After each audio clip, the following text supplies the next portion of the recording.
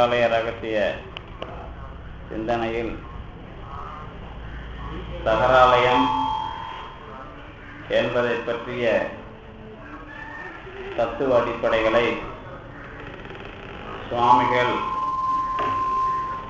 முதலாம் காண்டத்தில் நிறைவு செய்கிறார். அதற்கு பிறகு இரண்டாம் காண்டத்தில் ஒழுக்க அடிப்படைகளையும் அதை எப்படி அனுபவிப்பது என்பதை பற்றியும் இரண்டாம் காண்டத்தில் சொல்லுகின்றார். பொதுவாக பிண்ட தகர வித்தையையும் அண்ட தகர வித்தையையும் முதலாம் காண்டத்தில்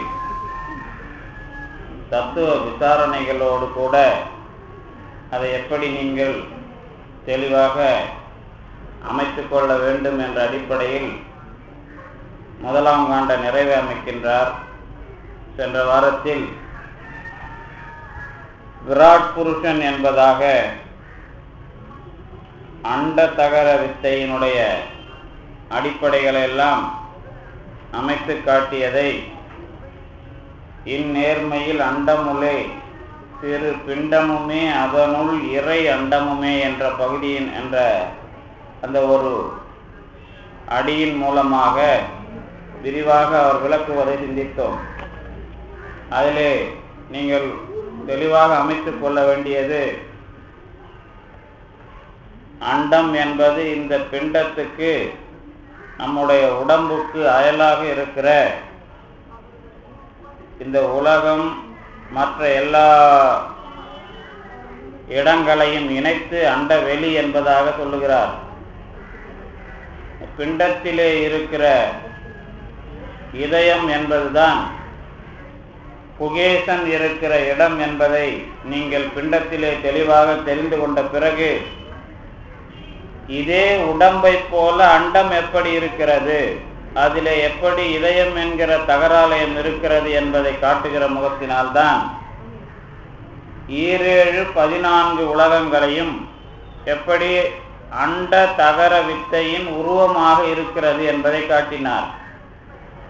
அதில்தான் அதலலோகம் தொடங்கி சத்தியலோகம் வரை, கால் தொடங்கி தலை வரை இருக்கிற ஒரு விராட் புருஷனின் உருவமாக எல்லா உலகங்களையும் இணைத்து காட்டினார்.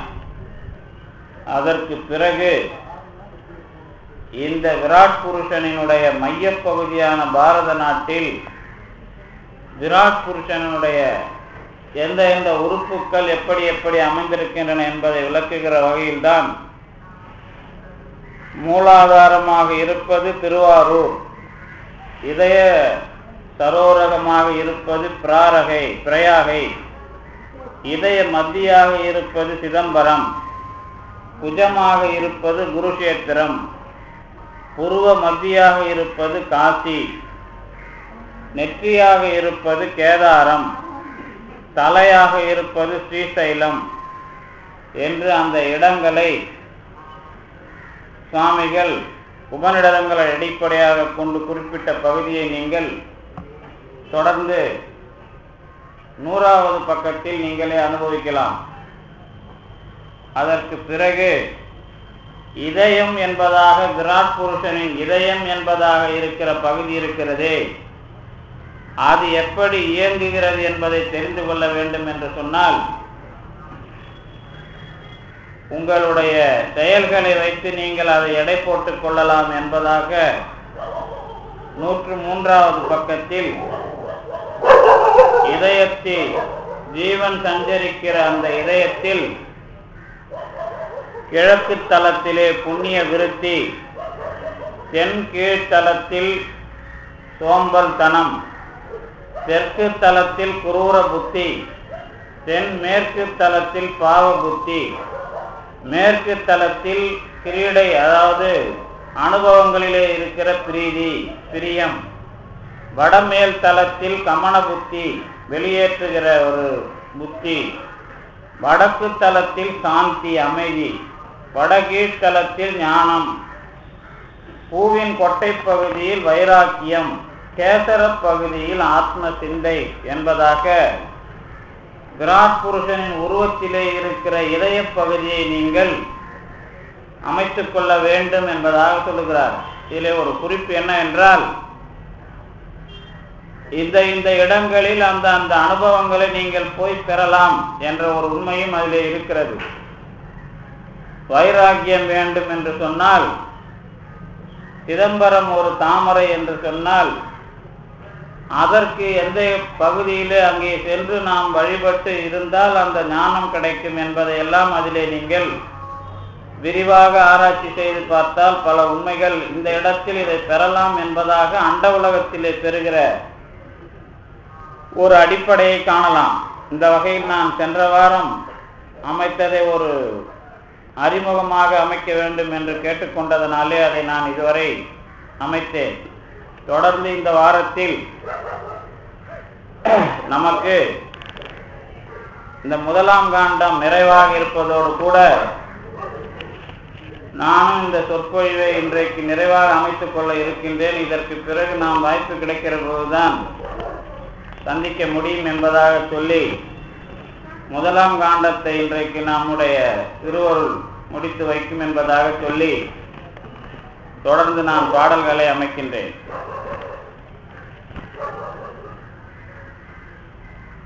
111வது பக்கம் 31வது பாடல். இச்சபையை உரிய நூல் இழை நூல் மற்றொரு தன் தாமரை நூல் மயிர் நூல் நச்சுலர் நச்சிடு உலண்டு ஆடிடு நூல் பச்சிலை வாழை பழ நூல் பல நூல் எனவாம்.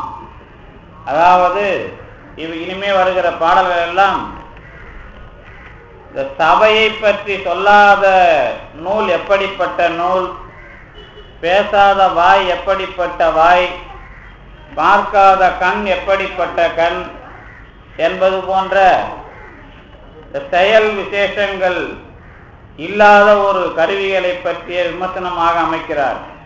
அந்த வகையில் முதலிலே சபையை பற்றி சொல்லாத ஒரு நூல் எப்படிப்பட்ட நூல்? நான் ஏற்கனவே சொல்லியிருக்கிறேன், சபை என்று சுவாமிகள் சபையை குறிப்பிடுவது ஒரு பெரிய அனுபவ சொல் என்று சொல்லியிருக்கிறேன். அருளோடு கூட நீங்கள் சபையை அனுபவித்தால் அது சபை. இப்பொழுது ஆருத்ரா தரிசனம் நமக்கு வரப்போகிறது. சாமிகள் சொன்ன 7 திரையை நீக்கி அந்த அனுபவத்தை நீங்கள் இப்போ எதிர்வருகின்ற அந்த 28 மார்கழி திருவாதிரை வருகிறது, அடுத்த பௌர்ணமியை ஒட்டித்தான் வருகிறது. அதையும் நீங்கள் அனுபவிக்கலாம். அந்த வகையில் இது நமக்கு நிறைவாக இருக்கிறது என்று சொல்லி அண்ட தகரம் பிண்ட தகரம் இதை பற்றி அடிப்படையில் சபையை சொல்லாத நூல்கள். இச்சபையை குறியா நூல். குறியா நூல் என்று சொன்னால் குறிப்பிட்டு காட்டாத நூல். அதாவது விரிவாக சொல்லவில்லை என்று சொன்னாலும் ஏதாவது ஒரு வகையில் அது குறிப்பிட்டு காட்ட வேண்டும். அப்படி இல்லை என்று சொன்னால், உங்களுக்கெல்லாம் தெரியும், நூல் என்று சொன்னால் புத்தகத்துக்கு வந்த பெயர். பிற்காலத்திலே அதற்கு முன்பாக ஓலை, இன்னும் அதை பத்திரம். இப்போதெல்லாம் நீங்க முக்கியமான டாக்குமெண்ட் என்று சொன்னால் பத்திரம் என்று எழுதுவீர்கள். பத்திரம் என்று சொன்னால் இலை, பத்திரம். அதாவது பத்திரங்கிறது இல்லை, அது பத்திரம். இந்த ரீசார் ஆபீஸ்ல பண்றதெல்லாம் நம்ம பத்திரம் சொல்றோம்ல, அது பத்திரம்ன்ற சொல் ஏன் வந்தது அப்படின்னா, தொடக்க காலத்தில் ஓலை இலையில் எழுதுவதனால அதுக்கு பேர் பத்திரம், பத்திர. அந்த ஓலையில் அதனாலதான் ஓலையில் எழுதாதது சிலா சாசனம். கல்வெட்டிலே எழுதுவதெல்லாம் சிலை. கல்வெட்டு, அதாவது கல் என்று சொன்னால் சிலை. இந்த சிலையில் எழுதுகிற சாசனங்கள் எல்லாம் சிலா சாசனங்கள். இந்த சிலா சாசனம் இல்லாமல் ஓலையில் எழுதுகிற சாசனம் தான் பத்திரம். இந்த ஓலை இவைகள் எல்லாவற்றையும் இந்த இழுத்து கட்டுகிற நூலின் பெயர் ஆதலினாலே அதுக்கு நூல் என்று முதல்ல பெயர் வந்தது. இந்த நூல் என்ற சொல்லை தொல்காப்பியத்திலேயும் பார்க்கிறார்கள், திருக்குறளிலேயும் பார்க்கிறார்கள். மனக்கோட்டம் தீர்ப்பதுதான் நூல் என்று, அதே சமயத்தில் பலகையினுடைய வளைவை தீர்த்து நேராக பலகையை அறுப்பதற்கு நூல் இடுவார்கள், நூல் பயன்படுத்துவார்கள். இந்த மர வேலை செய்பவர்களுக்கு இந்த காலத்தில் ஒரு பயன், அந்த காலத்தில் எப்படின்னா அந்த நேராக நூல் பிடித்து அது ஒரு கரியில போட்டு அடித்து அதை நேராக அறுப்பார்கள். அது மரக்கோட்டம் தீர்ப்பது. மரத்தினுடைய வளைவை தீர்ப்பது மரக்கோட்டம் தீர்க்கும் நூல். மனத்தினுடைய குறையை தீர்ப்பது நூல். இதுதான் நூல் என்பதாக திருக்குறள் சொன்னது. பாம்பன் சுவாமிகள் சொல்லுவது, சபை அனுபவமாக ஏதேனும் குறிப்பு இல்லை என்று சொன்னால் அது நூலே இல்லை. அதான் இங்க தொடக்கம். அப்படி இல்லை என்று சொன்னால் அந்த நூலை என்னன்னு சொல்லலாம் அப்படின்னு கேட்டா, வெறும் இழைகளால் கோர்க்கப்பட்ட துணியை போன்ற ஒரு நூல். இன்னும் சொல்ல போனால் அழகிய தாமரை நூல் என்று சொல்லலாம். மச்சு உரு தன் தாமரை நூல். மச்சு என்று சொன்னால் மஞ்சு, மஞ்சு என்று சொன்னால் அழகு. அழகாக இருக்கின்ற தாமரையின் நூல் வேண்டும் என்று சொன்னால் சொல்லலாம். இன்னும் அதுக்கு பிறகு மயிர் நூல், இந்த கம்பளி பூச்சினுடைய மயிரினால் செய்யப்படுகிற அந்த கம்பளி ஆடை என்று சொல்லலாம். அதற்கு பிறகு நச்சு உலர் நச்சிடு உள்ளண்டு ஆடிடு நூல். இதுதான் நீங்க அணிகிற பட்டு, காஞ்சிபுரம் பட்டு, இந்த உலக பட்டு எல்லாம் சொல்றீங்கல்ல, அத சுவாமிகள் சொல்லுகிற வார்த்தை. ஆடை விருப்பம் உள்ளவர்கள் விரும்புகிற மிகப்பெரிய ஆடை எது என்று கேட்டால் உள்ளண்டு ஆடிடு நூல். உள்ளண்டு என்று சொன்னால் புழு, கோர் புழுவானது தங்குகின்ற நூல் பட்டுப்பூச்சியினுடைய நூல். அதற்கு பிறகு சாமியல் காலத்தில் இருந்த எல்லா நூல்களையும் பட்டியலிடுகிறார். பச்சிலை நூல், இலையின் மூலமாக நூல் எடுப்பது. அதற்கு பிறகு வாழை பல நூல், வாழை மரத்திலே இருந்து எடுக்கிற நூல். இப்பெல்லாம் வாழை தோல்ல இருந்தும் நூல் எடுக்கிறார்கள் என்று தெரியும். அது எல்லாவற்றையும் உள்ளடக்கி சபையை குறிப்பிடாத எந்த நூலும் நூல் இல்லை என்ற வகையில் சுவாமிகள் வேண்டுமானால் மற்ற பெயர்களில் அதை அழைத்துக் கொள்ளலாம் என்று குறிப்பிட்டு இந்த பாடலை அமைத்தார். தொடர்ந்து 32வது பாடல். பொன் அவையை புகழாவாய் புழுவே துன் உடல் சூர் விடுவாய் செய்திடாவாய் இந்நிலமீது இழிவாய் வாயினரால் பண்ணு பல்வாய் பழிவாய் வாய் எனவாம். இந்த பொற்சபையை புகழாத வாய் எந்த மாதிரி வாய் என்று கேட்டால், புழுக்கள் நிறைந்து இருக்கின்ற ஒரு வாய், துன்பத்தை விடுவிக்க வேண்டும் என்று நினைக்கிற முயற்சி செய்யாத ஒரு வாய், சூர் விடுவாய் செய்திடா வாய். சூர்னா துன்பம், துன்பங்களை விடுவதை செய்யாத ஒரு வாய். இந்நிலமீது இழிவாய் வாயினரால் பண்ணு பல்வாய். இந்த நிலத்திலே இருக்கிறவர்கள் இழிவாய் பேசுகிற வகையில் வாக்கு வன்மை உடையவர்களால் பலவாக திரித்து பேசப்படுகின்ற ஒரு வாய். அந்த வாய் எது என்று கேட்டால் பழிக்கு உரிய வாய் என்று சொல்லலாம். இது இப்ப சபையை புகழாத வாயை பற்றி பேசினார்.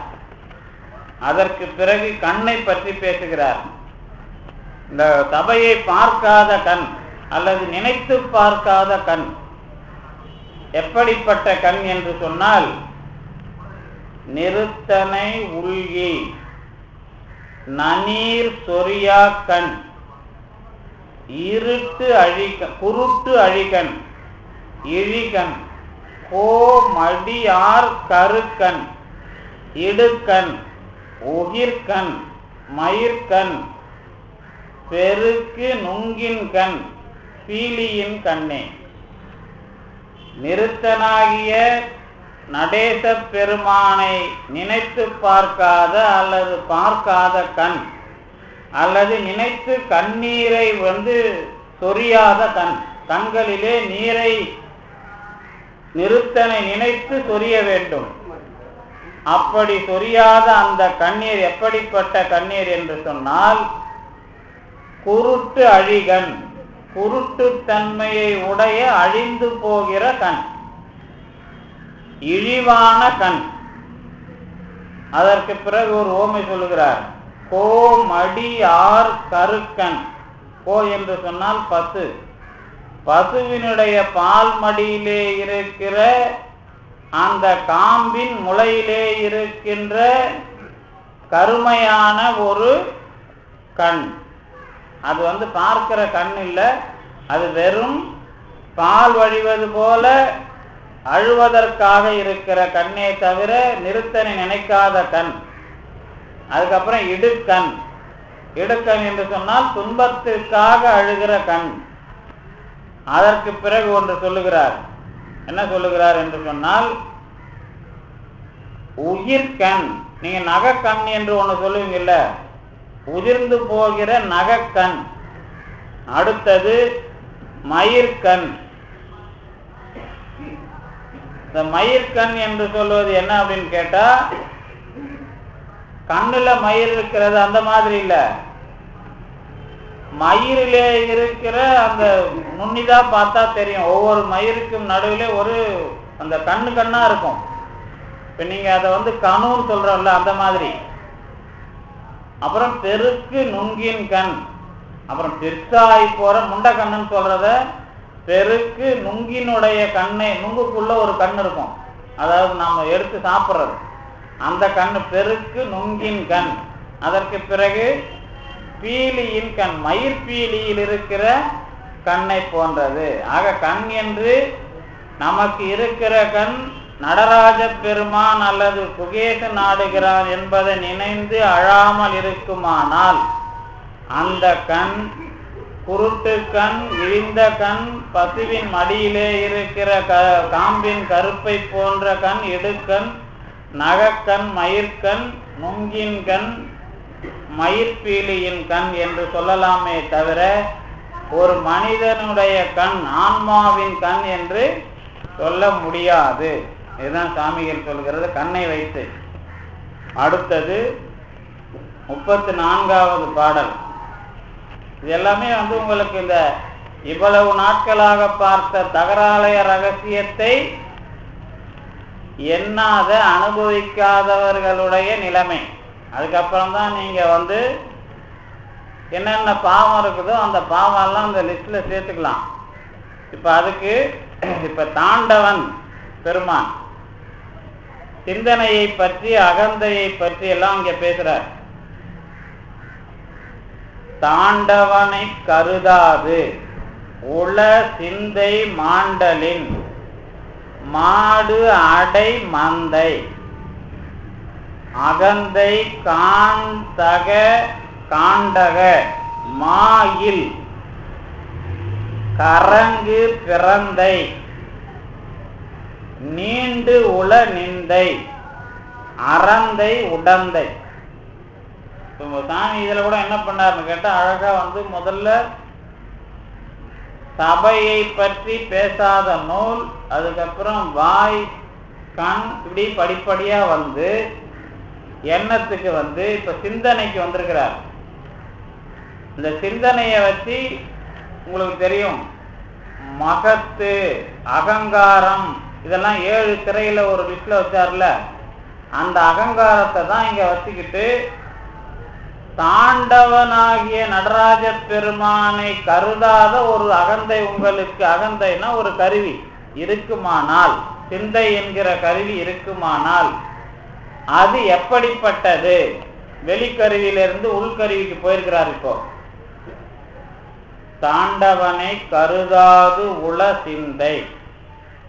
தாண்டவனாகிய குகேச பெருமானை கருதாத இந்த சிந்தனையானது மாண்டல் இல், மாண்டலின் அப்படிங்கிறது மாண்டல் இல், மாடு அடை மந்தை.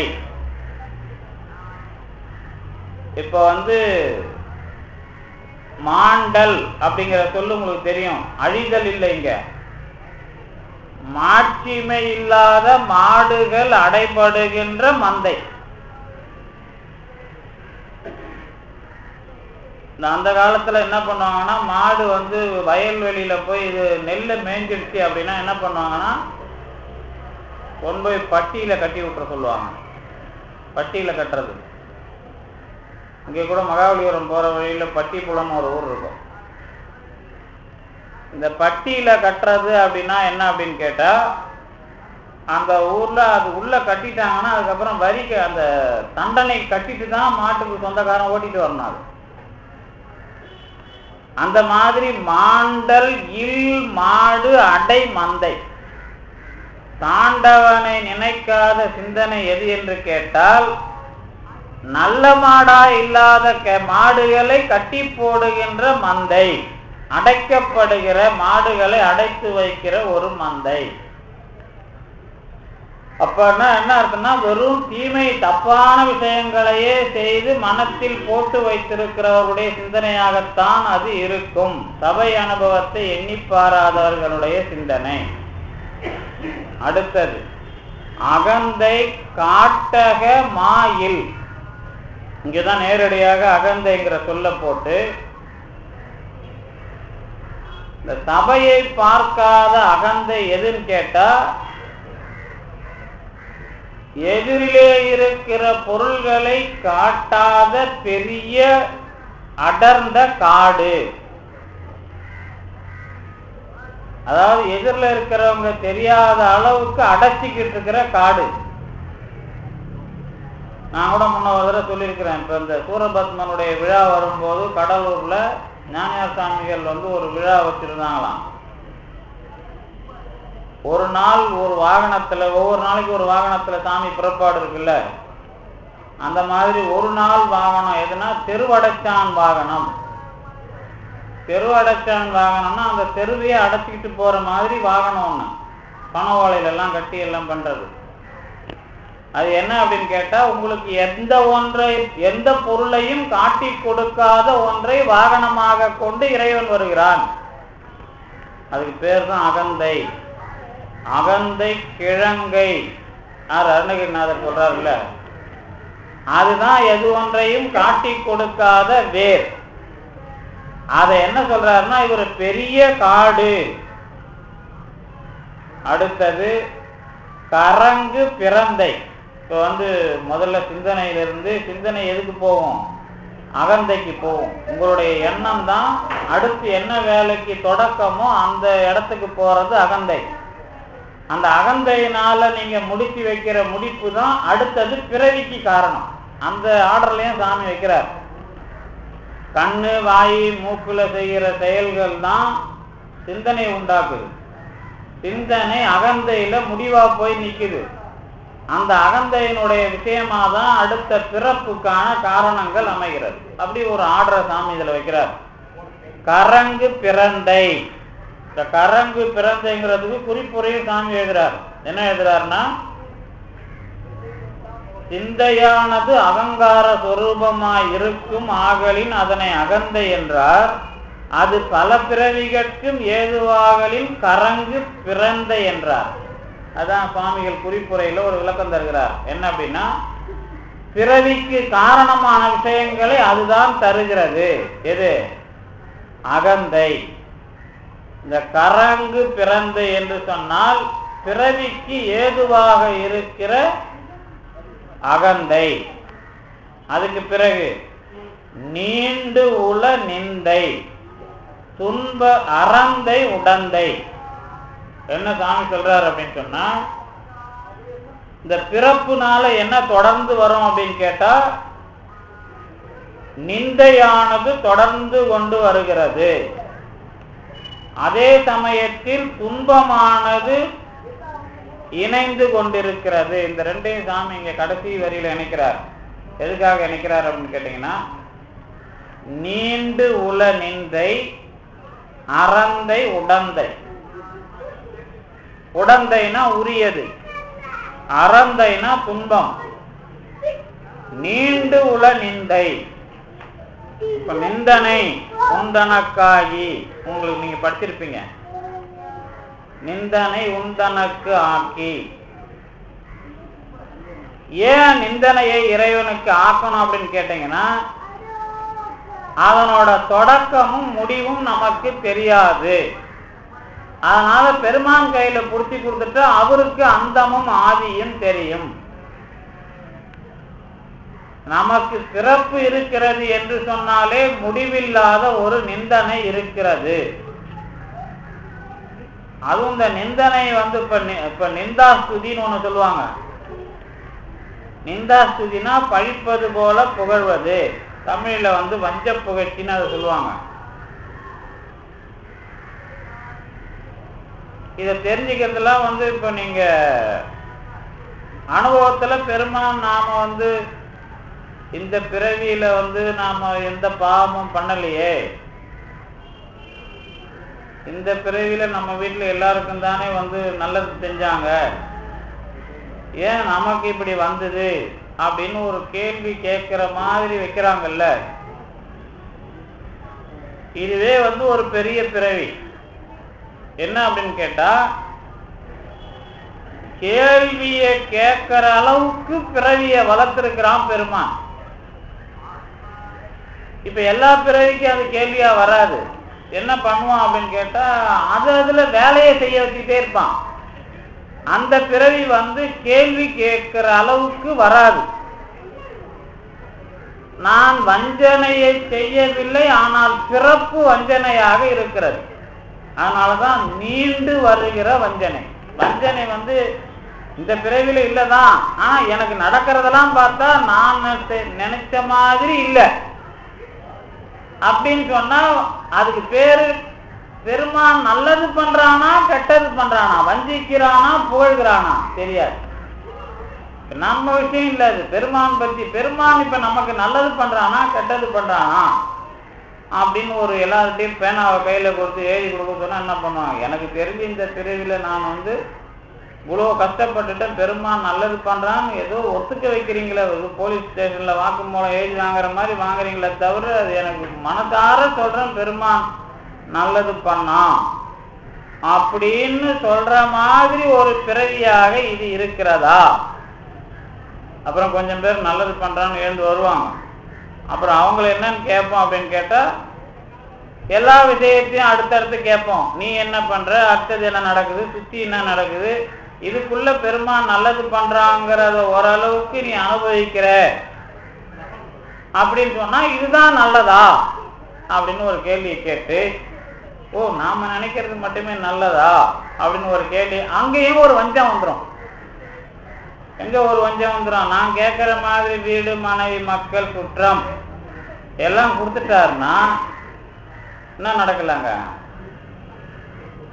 ஆன்ம ஈடேற்றம் நடந்ததான்னு கேட்டா இல்லையே, ஏதோ புண்ணியத்தை தான் அனுபவிச்சுட்டு இருக்கிறார் போல இருக்குது. ஆன்ம ஈட அங்க ஒரு வஞ்சனை இருக்குதுல்ல.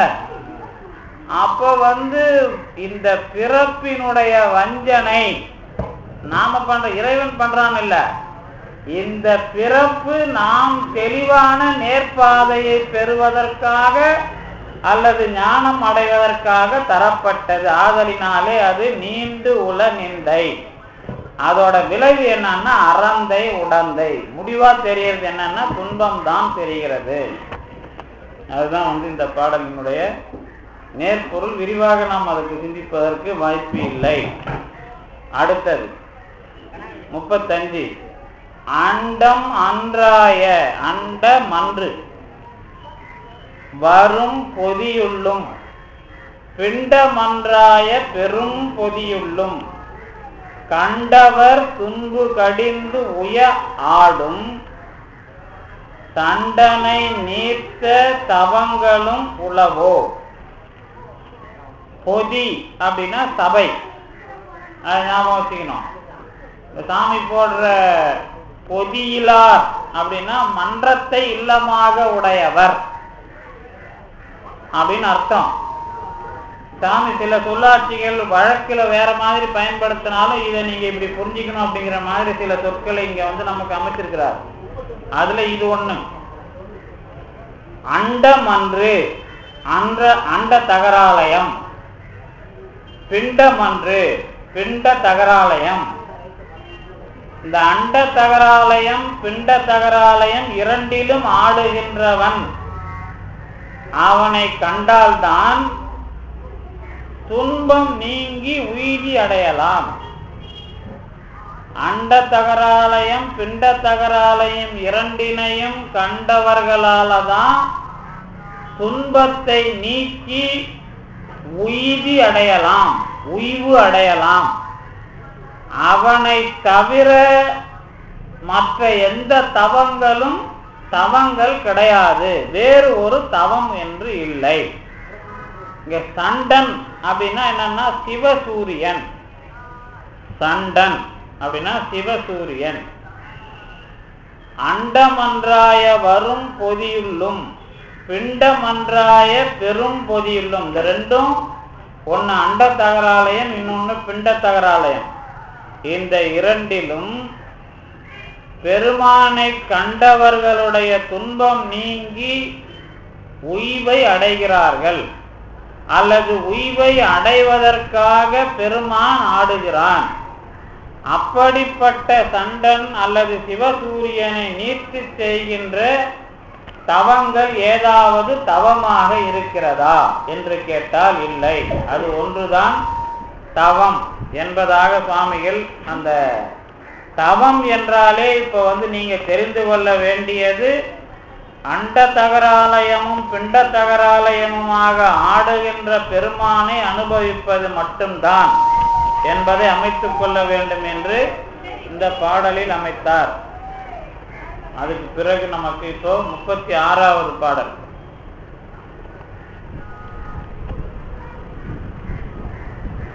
நூத்தி 20வது பக்கம்.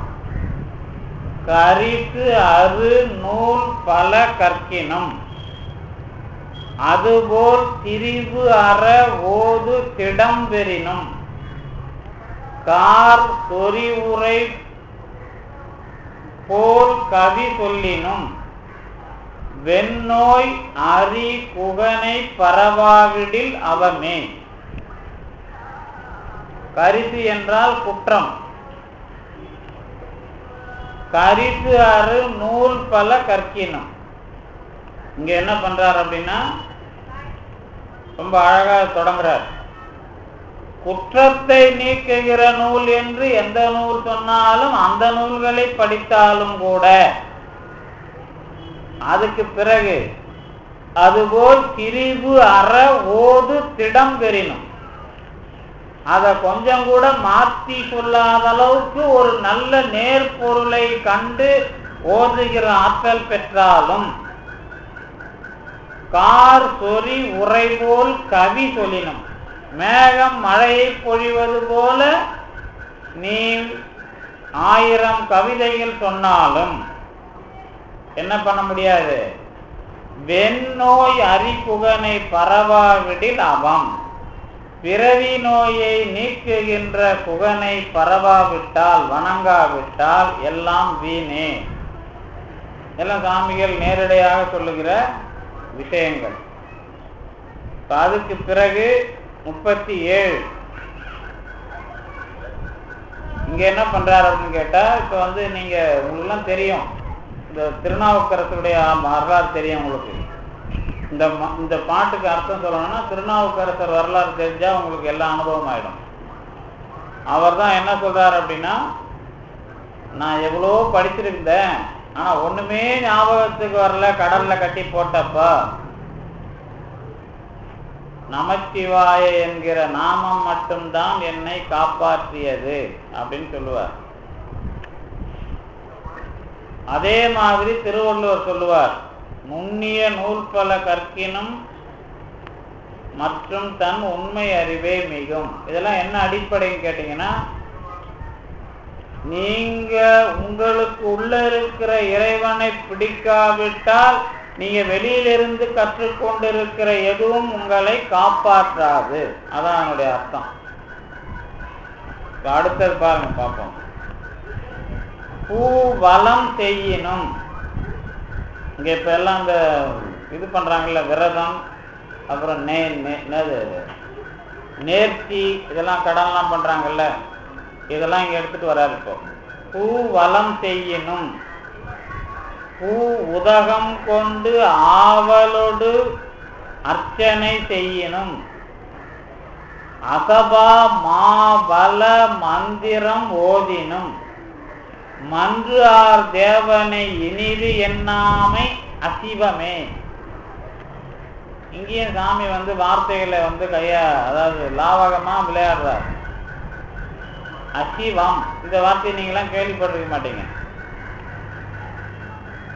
ஏன் அசிவம் பயன்படுத்துறாருன்னா, சிவம்ங்கிறதுக்காக மட்டும் இங்க நீங்க சிவம் தான் நடராஜனும் நினைச்சிக்க கூடாதுங்கிற ஒரு மனக்குறிப்பு இருக்கு.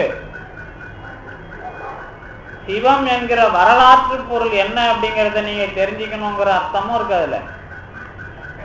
சிவம் என்கிறது வரலாற்று பொருள். மங்களம்,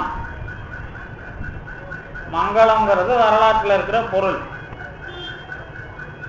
அமங்கலம் அப்படிங்கிறது அசிவம் அப்படிங்கிற சொல்லுல இவர் சொல்றார். அசிவம் என்று சொன்னால் அமங்கலம்.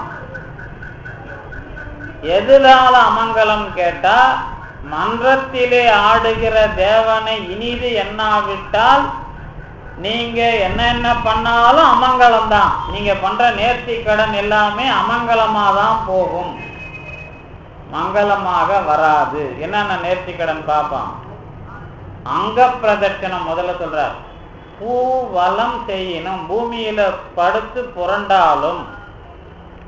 அடுத்தது பூ உதகம் கொண்டு ஆவலோடு அர்ச்சனை செய்யணும். பூவும் தண்ணியும். பூ அப்படின்னா பூக்கள், மாலை, மலர் மாலைகள். உதகம்னா நீர். பூவும் நீரும் கொண்டு ஆவலோடு அர்ச்சனை செய்தாலும். அப்புறம் இன்னொன்று கடைசியா முடிக்கிறார். அதுல என்ன ரொம்ப எல்லாத்தையும் போடுறாரு. உங்களுக்கு வேதத்துல காயத்ரி மந்திரம் தெரியும். காயத்திலேயே சபை காயத்ரி வேற, அதுக்கு மேல அஜபா காயத்ரி. அதுதான் இங்க சொல்றாரு. அசபா மாவல மந்திரம். அசபை காயத்ரி ஓதனாலும் கூட அமங்கலம் தான். அங்க பிரதட்சணம் முதற்கொண்டு, மலர் மாலை நீர் அர்ச்சனை முதற்கொண்டு, அஜபா காயத்ரி ஓதினாலும் கூட மன்றத்திலே ஆடுகின்ற தேவனை நினைக்காவிடில் அமங்கலம் ஆகும். இதுதான் பாடல். அடுத்தது தூய நனீரிடை தோயினும், அங்கன் ஆய பல் தானம் அளிப்பினும், ஆர்வம் ஏ உயர் விரதம் இழைப்பினும், ஞான ஆகாயம் அதை குறுகாவிடில் வரிதே. வரிதுன்னா வறுமையா போறது, ஒண்ணுமில்லாம போறது. ஒண்ணுமில்லாம இதெல்லாம் எப்படி, என்னென்னலாம் ஒண்ணுமில்லாம போவோம். ஞான ஆகாயமாகிய தகராலயத்தோடு இணையாத நாம் செய்கிற வழிபாட்டு முறைகள் எல்லாம் வறுமையாக போய்விடும் அப்படின்னு இங்க ஒரு குறிப்பு தருகிறார். அதுல என்னென்ன வழிபாட்டு முறைகள்னா, இங்கிருந்து நான் காசிக்கு போனேன், குடமுழுக்கு ஆடிட்டு வந்தேன், ராமேஸ்வரம் போன குடமுழுக்கு ஆடினேன், இதெல்லாம் சொல்றேன்ல. தூய நன்னீரிடை தோயினும், தூய்மையான நல்ல நீரிலே நீங்கள் மூழ்கி வந்தாலும், அங்கனாய பல் தானம் அளிப்பின், அங்க போய் நிறைய தானெல்லாம் கொடுத்தாலும், ஆர்வமாக பெரிய பெரிய விரதங்களை இருந்தாலும், ஞான ஆகாயமாகிய இந்த தகராலயத்தை நீங்கள், அதாவது குறுகுதல்னா கொஞ்சமாவது போய் அதை தொடாமல் போனால் வறுமையாகிவிடும். இங்க சாமி என்ன பண்றாருன்னா, அந்த தானம் அப்படிங்கிறதுக்கு கொஞ்சம் விளக்கம்லாம் கொடுக்குறார். என்னென்ன விளக்கம் கொடுக்குறாரு அப்படின்னா, 3 வகையான தானம். தலைப்படு தானம், இடைப்படு தானம், கடைப்படு தானம்னு ஒரு 3 வகையாக தானங்களை பிரிக்கிறார். அதனால என்ன சொல்றாருன்னா ஆய பல் தானம். நான் ஏன் சொன்னேன் அப்படின்னு கேட்டா 3 வகையாக தானங்கள் இருக்கின்றன. உங்களுக்கு சைவத்துல படிக்கிறவங்களுக்கு சொல்லுவாங்க பசு புண்ணியம், பாச புண்ணியம், பதி புண்ணியம் படிச்சிருப்பீங்க. நீங்க பாச புண்ணியம், பசு புண்ணியம், பதி புண்ணியம் படிச்சிருப்பீங்க. இங்க என்ன பண்றாரு அப்படின்னு கேட்டா தலைப்படுதானம், இடைப்படுதானம், கடைப்படுதானம்னு தானத்தை 3 வகையாக சாமிகள் பிரித்து உரை அமைக்கிறார். 111, 121, 122 வரும். அறத்தால் ஈட்டிய, நீங்க இந்த தானெல்லாம் பண்றீங்களா பாருங்க. இந்த தானம் பண்ணாலும் குகேசனை நினைச்சாதான் உங்களுக்கு தகராலை அனுபவம். அப்பதான் தானம் தானமாகும். இது பொது. நாம பண்ற தானத்துக்கு தொடக்கமே என்ன அப்படின்னு கேட்டா அறத்தால் ஈட்டிய பொருளை முக்குற்றமற்ற கற்றவத்தோரை கொள்கை என பணிந்து குறை இறந்து மனம் மகிழ்ந்து அவர் வயின் கொடுத்தலே தலைப்படு தானம். இதுதான் பிரதானமான அல்லது முக்கியமான தானம். பொருளை ஈட்டின பொருள் அறத்தால் ஈட்டியிருக்கணும். 3 குற்றங்களும் இல்லாத கற்ற நல்ல தவத்தவர்களுக்கு நீங்கள் எடுத்துக் கொள்ளுங்கள் என்று கொடுக்க வேண்டும்.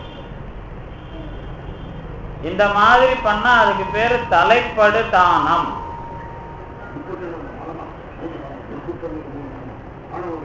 ஆணவம், கண்மம், மாயைன்னு 3 சொல்லலாம். என்ன அபா, வெகுளி, காமம் 3 சொல்லலாம். உங்களுக்கு எது பொருத்தமா இருக்குதோ நீங்க அதை வச்சுக்கலாம். என்ன ஆனா விஷயம் என்னன்னா முக்குற்றம், அவ்வளவுதான். என்ன முக்குற்றம்? நீங்க அங்க போக முடியும். குற்றத்தை டிஃபைன் பண்ணீங்கன்னு வச்சுங்களேன். இப்போ ஒரு பிஸ்கெட்டு கொடுக்கறதும் ஒரு குற்றம் தான், நீங்க டீ குடிக்கிறதும் ஒரு குற்றம் தான், நான் பாடம் சொல்றதும் ஒரு குற்றம் தான். அப்பப்ப என்ன குற்றமோ அந்த குற்றத்தெல்லாம் ஒரு பெரிய குற்றத்துல கொண்டு போய் அடக்கணும். இப்படி எல்லா குற்றத்தையும் கொண்டு போய் எதுக்குள்ள எல்லாம் அடங்குதோ அதை பத்தி பேசி முக்குற்றம், சரிதானே? அதை இப்படி நாங்க பிரிச்சிருவோம். முன்குற்றம் அப்படின்னு பிரிச்சு விட்டுருவோம். அது வார்த்தை விளையாட்டு இல்லை. குற்றங்கள் இல்லாதவரா நீங்க பார்க்கணும். இப்போ குற்றத்தை நீங்க கடைசியா 3ல கொண்டு வைக்கிறாங்க. அது எந்த 3 கடைசியா இருக்கிற குற்றம்னா ஆணவம், கண்மம், மாயை அப்படிங்கிறது 3 குற்றமான்னு கேட்டா ஆணவத்தை வச்சுதான் 3 குற்றம்.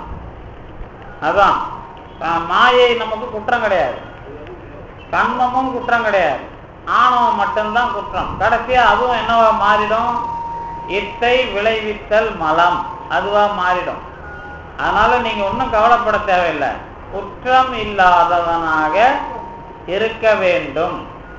அப்புறம் நீங்க இதையும் சொல்லலாம், குற்றம் உடையவர்களை என்ன பண்றான் பெருமான்? குற்றம் செய்வது எனக்கு இயல்பு, குணமா கொள்ளுவது உனக்கு இயல்பு. இப்படி போய் நிக்கிறதான் குகேசனை சேருவது. ஆக சாமி சொல்றது என்னன்னா குற்றமற்ற. இப்போ நான் படித்தேன், இப்போ சமீபத்தில் வேதத்தை உபனிஷத்தை படித்தேன். அதுல நம்ம ஜனகர் முனிவருக்கு என்ன பண்ணுவார்னா 1000 பசுமாடு 1000 பசுமாடா கொடுத்து பதில் தெரிஞ்சுக்குவார். முக்தி சாதனம், ஆண்மை இடையற்றம்னா ஒரு கேள்விக்கு பதில் தரணும்னே 1000 பசுமாட்டை தரேன், 1000 பசுமாட்டை தரேன்னு கொடுத்துருவார். எப்படி அவர் தெரிஞ்சுப்பார். இன்னொரு இடத்துல ஒன்று வருது, ரேவலர்னா ராவலர்னு ஒருத்தர். அவர் தேரடியில ஒரு இடத்துல உட்காந்துருக்காரு. அவரை போய் நீங்க தானே அது, நான் தான் நீன்னு சொல்லி பதில் அனுப்பிக்கிறார். அப்புறம் அவனை கண்டுபிடிச்சிட்டாங்க. கண்டுபிடிச்ச பிறகு ஒருத்தன் போய் ஒரு மன்னன் போய் கேட்குறான், நான் உனக்கு இந்த ஊரையே தானமா தரேன், பசுக்களை தானமா தரேன், எனக்கு இந்த மோட்சத்துக்கு பதில் சொல்லு அப்படின்னு கேட்பான். அவன் சொல்ல மாட்டார், அனுப்பி விட்டுருவார். அதுக்கப்புறம் பொண்டாட்டி, புள்ள, நாடு, நகரம் எல்லாத்தையும் கொண்டு போய் நீ என் பொண்டாட்டி, என் புள்ள, என் ஊர் எல்லாத்தையும் நீ வச்சுக்க, எனக்கு பதில் சொன்ன பிறகு அதெல்லாம் வாங்கிக்கின்னு திருச்சிட்டு அவர் பதில் சொல்லுவார். இப்போ இதெல்லாம் குற்றமற்றன்னு நாம சேர்க்க முடியுமானா நமக்கு ஒன்றும் அதில் ஒன்றும் அவ்வளோவா பதில் சொல்ல முடியாது. அந்த மாதிரி நிறைய உதாரண கதைகள்ல தான் நீங்க கேட்கலாம். உங்களுக்கு என்ன குற்றம் இருக்குது, எனக்கு என்ன குற்றம் இருக்குது, இங்க என்ன குற்றம் இருக்குது, அங்க என்ன குற்றம் இருக்குதுன்னு முதல்ல இங்க அலசினாதான். அதனாலதான் ஔவையார் நேரம் என்ன பண்ணிட்டாங்கன்னா, இந்த தொல்லெல்லாம் வேணாம்பா, உலகத்துல எல்லாரும் வினையை ஒத்துக்கிட்டான், முதல்ல நீ அதை கழிக்கிறதுக்கு ஏதாவது ஒரு வேலை பண்ணு, மற்றதெல்லாம் அப்புறம் பார்ப்போம் அப்படிங்கிறாங்க. அதனால நான் இந்த பிறவியில் எல்லா வகையிலும் வினையை கழிக்கிறேன் என்ற எண்ணத்துக்கு வர்றதே தான் முதல் குற்றத்தை நீக்குகிற முதல் முயற்சி. அதை பெருமான் காட்டி கொடுக்கிற வகையில் இந்த பிறவி நமக்கு அமைந்திருக்கிறது என்பதை தெரிந்து கொண்டவர்கள் தான் ஆன்மீகத்திற்கு வருகிறார்கள். குறிப்பாக தமிழ்நாட்டில் பிறந்திருக்கிறார்கள், இன்னும் தில்லையை ஒட்டி அனுபவிக்கிறார்கள். இது பாம்பன் சாமிகளுடைய வாழ்க்கையின்படி. அடுத்தது இப்போ இந்த இது முடிச்சாச்சு. நம்ம ஏறக்குறைய அந்த ரெண்டாவது தானம் இடைப்படு தானம். இடைப்படு தானம்னா என்ன அப்படின்னு கேட்டா, வறுமையான் இறப்போர்க்கு உறுப்பு குறைவுடையோர்க்கும், வறுமையில பிச்சை எடுக்கிறவங்களுக்கும் கைகால் ஊனர்களுக்கும் அந்த உறுப்பு குறைவாக உடையவர்களுக்கும் கொடுப்பது இடைப்படு தானம். அடுத்தது அன்பு புகழ் அச்சம் கைமாறு பிறர் செய்தல் கண்டு செய்யும் கடப்பாடு பிரிது காரணம் என்னும் இவை பற்றி கொடுத்தல் கடைப்படு தானம். இப்ப நாமெல்லாம் எங்க இருக்கிறோம் நீங்க தெரிஞ்சுக்கணும். அன்பு புகழ் அச்சம் கைமாறு, மற்றவங்க செய்யறதை பார்த்து நாம செய்யறது, இந்த மாதிரி உலகத்திலே செயல்படுகிற இந்த விஷயங்கள் எல்லாம் கடைப்படு தானம்.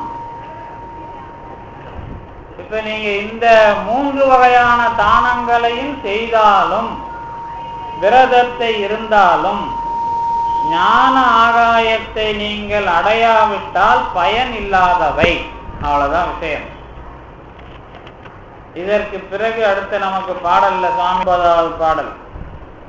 இப்ப நமக்கு 40வது பாடலோட இது நமக்கு முடியுது. எது? முதலாம் காண்டம். இட்டி அனந்தம் இழைக்கினும்.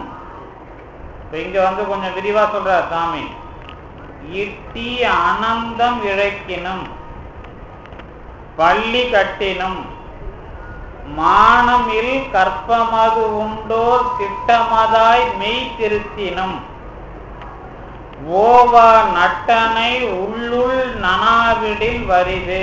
இங்கேயும் அதே வரிதுங்கிற சொல்ல போட்டு வறுமை பயன் தரபான அல்ல. எது எது அப்படின்னு கேட்டா, இங்க கொஞ்சம் அதிகமாக கொஞ்சம் சாமி என்ன பண்றாருன்னா, அதுக்கு முன்னாடி செஞ்ச தானத்தை தாண்டி இந்த யாகம் இதெல்லாம் பண்றாங்கல்ல, அங்க தொடங்குறார். புத்திர இங்க இட்டின்னு ஏன் போட்டார் அப்படின்னு கேட்டீங்கன்னா, புத்திர காமேஷ்டி யாகம் யார் பண்ணது? நம்ம தசரதன் பண்ணார்ல.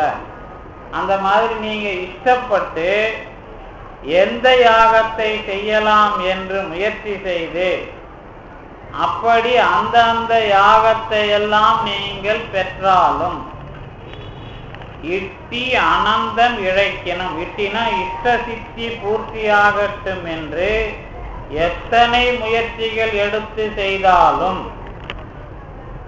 பள்ளி கட்டினும், பள்ளினா இப்போ பள்ளிக்கூடம், அதான் பள்ளிக்கூடம் கட்டினா, எத்தனை பள்ளிக்கூடங்கள் கட்டினாலும், அதுக்கு அடுத்தது வித்தியாசாலைகள்னு அதை சாமி அந்த காலத்து வார்த்தையில் எழுதுறார். அதுக்கு பிறகு முக்கியமானதுதான், மானம் இல் கற்பமது உண்டோர் திட்டமதாய் மெய் திருத்தினும். இந்த மானம் இல்லாத அப்படின்னா என்னன்னு கேட்டீங்கன்னா, அளவில்லாத. மானம்னா உங்களுக்கு தெரியும், அளப்பது. பிரமாணம் அப்படின்னா நன்றாக அளப்பது. நாம ஒரு மானம் வச்சுக்கிறோம்ல, இது என்ன மானம்? அவமானம். அது என்ன மானம் கேட்டா, நாம வாழறதுனுடைய அளவு. மயிர் நீப்பின் உயிர் வாழா கவரிமான். அந்த அளவு மானத்துக்கு. மானம்னா நாம என்ன நினைக்கிறோம்? மானம்னா என்னன்னு மறந்து போச்சா? இப்போ இன்னும் நினைக்கிறது அதான் தெரியுது. ஏதோ இப்ப சொல்ல வரல. இப்போ ஆணவம் கிடையாது. கௌரவம்ன்றீங்க, ஒரு வார்த்தை போறீங்க, கௌரவம்னா நான் கேட்போம். அப்புறம் நாம அதாவது சுயமரியாதை, தகுதி, தகுதியினுடைய அளவு மானம். தகுதியினுடைய அளவு மானம், நான் எந்த மாதிரி தகுதி உடையவன், இந்த மாதிரி அளக்கிற விஷயத்தை வேலை பார்க்கறோம்னா காரணகாரிய ஞானம் வேணும். இப்படி ஒரு ஆளை அளந்து இவனை விட இவன் பெரிய ஆள் அப்படின்னு சொன்னது யாரு? இவர் ஆள் நீர் வெளிப்படுமே. இந்த மாதிரி ஒரு ஆள் சாமியை வேலை வாங்கின ஒரு ஆள் இருக்கிறார், திருஞான சம்பந்தர்னு பேர். அவர் தான் என்ன பண்ணார்னா, திருநாவுக்கரசரை பார்த்து இவர் அப்பர்னு சொன்னார். அப்பன்னு சொன்னா இறைவன், இறைவனுக்கு மேல ஒரு அளவு இவர்கிட்ட இருக்குது அப்படின்னு சொன்னதுனால அப்பர். அப்பர்னா நீங்க உயரம் நினைக்க கூடாது, இறைவனுக்கு இன்னும் ஒருமை விகுதி போட்டார்ல, அந்த ஒருமை விகுதிக்கு மேல பன்மை விகுதி போட்டா அது டபுள். அதாவது இறைவனும் இறைவியும் எப்படி எழுதுவீங்க? அர்த்தநாரீஸ்வரன் எழுதுவீங்களா, அர்த்தநாரீஸ்வரம்னு எழுதுவீங்களா, அர்த்தநாரீஸ்வரர்னு எழுதுவீங்களா, அர்த்தநாரின்னு எழுதுவீங்களா? இரு போடுறோம்ல, அத சொன்னது தமிழ்ல தான். இந்த மாதிரி ரெண்டையும் சேர்த்து ஒருவர் அப்படிங்கிற சொல் இருக்குதுன்னு குமரகுருபரர் எழுதினார். அந்த மாதிரி இந்த அளவு ஒரு ஆளுடைய அளவை விட கொஞ்சம் அதிகமா போகுது, அதனால அப்பர். அப்பன் ஆடுமிடம் திருவாலங்காடு சொன்னது காரைக்கால் அம்மையார். அப்ப இறைவனுடைய முழுமையை பார்த்து அவங்க ஒரு பேர் கொடுத்தாங்க, அவனுக்கு அப்பன்னு பேரு. அவனை விட கொஞ்சம் கூடுதலா இருந்தா அவன் ஒரு ஆள் முடிஞ்சு இன்னொரு ஆள் தொடங்குதாங்க, அப்ப திருநாவுக்கரசருக்கு பேரு அப்பர் அப்படின்னு அளந்து பார்த்து சொன்னவர் திருஞான சம்பந்தர். அதனாலதான் திருஞான சம்பந்தர் ஞானப்பால் உண்டன்னு இப்படியால் இது அப்படிங்கிற அளக்கிற கருவியை கையில் வைத்து கொண்டிருப்பவர், ஆதலினாலே ஞான குழந்தை அப்படின்னு திருநாவுக்கரசருக்கு, இது திருஞான சம்பந்தருக்கு பேர். அந்த சொல்லதான் இங்க சாமி எடுத்து மானம் இல். இதெல்லாம் ஏன் இவ்வளவு தெளிவா இந்த வார்த்தையெல்லாம் போறீங்கன்னா, இந்த வடமொழியில் இருக்கிற சொல் பயன்பாடெல்லாம் தெளிவா இவங்க அமைச்சு அதை அமைக்கிறாங்க. அதனாலதான் இந்த வார்த்தையெல்லாம் இப்படி அமைக்கிறார். மானம் இல் கற்பம், இந்த காயகற்பம் சாப்பிட்றது, அளவற்ற காயகற்பம். அதுக்கப்புறம் யோகம், உண்டோர் திட்டமதாய் மெய் திருத்தினும், இந்த உடம்ப நிலையா வச்சுக்கிறதுக்கு என்னென்னலாம் வழி உண்டோ அதையெல்லாம் செய்தாலும் ஓவா நட்டனை உள் உள் நனாவிடில் வரிதே, இந்த உள்ளே நினைக்காவிட்டால் இதுவும் வறுமையாக ஆகிவிடும். இப்ப ஒரு யாகம் செய்து அதை பெறுவது, அதற்கு பிறகு காயகல்பம், அப்புறம் யோக முறை, இவைகளாலெல்லாம் உடம்பை காப்பாற்றுவது, இவை எவை செய்தாலும் நட்டனை உள்ளே நீ பொருந்தாவிட்டால் வரிது. இங்க ஒரு வார்த்தை போடுறார். என்ன வார்த்தை போடுறாருன்னா, பெருமான் ஆடுறான்னு அந்த ஆடுற விஷயத்துக்கு நீங்க கால இடைவெளி அல்லது எப்ப நாம பிடிக்கிறது அப்படின்னு கேட்டா அவனுக்கு ஒரு விஷயம் சொல்றார். ஓவா நட்டன், ஓச்சல் ஒழிவு இல்லாமல் ஆடுகின்ற நட்டன். ஓச்சல் ஒழிவு இல்லாமல் ஆடுகின்ற நட்டம் என்ன அப்படின்னு கேட்டா, அதை எப்படி நாம புரிஞ்சுக்கணும் அப்படின்னு கேட்டா, இறைவன் நடனம் ஆடுகிறான், ஓச்சல் ஒழிவு இல்லாமல் ஆடுகிறான் அப்படிங்கறத என்னவா புரிஞ்சுக்கணும்னு கேட்டா, இந்த நம்முடைய வாழ்க்கை என்பதே ஒரு உயிர் இயங்குகிற ஒரு தன்மை இருந்து கொண்டிருக்கிறது. இந்த இயக்கம் என்கிற ஒன்றோடு இணைத்து பார்த்தால் அது ஓவா நட்டம். எல்லா காலத்திலேயும் இயங்கிக் கொண்டிருக்கிற விஷயமாக பார்ப்பதுதான் ஓவா நட்டம், ஒழிவு இல்லாத நட்டம். அதை அனுபவிக்காவிட்டால் இதை நீங்கள் செய்கிற அந்த இத்தி காமே யாகம், அந்த யோகம், கற்பம் முதலிய எல்லாமே வீண் என்பதாக சுவாமிகள் அமைத்தார். இதற்கு பிறகு சுவாமிகள் அமைக்கிற பாடல் முதலாம் காண்டத்தினுடைய இறுதி பாடல். இறுதி பாடல்ல அமைக்கிற விஷயம், அதை தொடர்ந்து வருகிற விஷயம்தான். அதை நாம சிந்திப்போமே. மெய்யை வெறுத்து விரக்தி அடைந்து கையை விரித்து ஒரு கட்டையது என்ன மையடர் காணில் இருப்பினும் மன்று ஆடு ஐயனை நாடி உணாவிடில் அவமே. இப்ப ஏறக்குறைய சாமி இந்த பாட்டு வரைக்கும் நமக்கு என்ன எழுதியிருக்கிறார் அப்படின்னு கேட்டா, உலகத்துல இறைவனை அடைவதற்கு செய்கிற அனைத்து முயற்சிகளையும் அவர் எழுதுகிறார் இந்த பாட்டுல முடிக்கும் போது. அதாவது இதுக்கு முன்னாடி நூல் தொடங்கி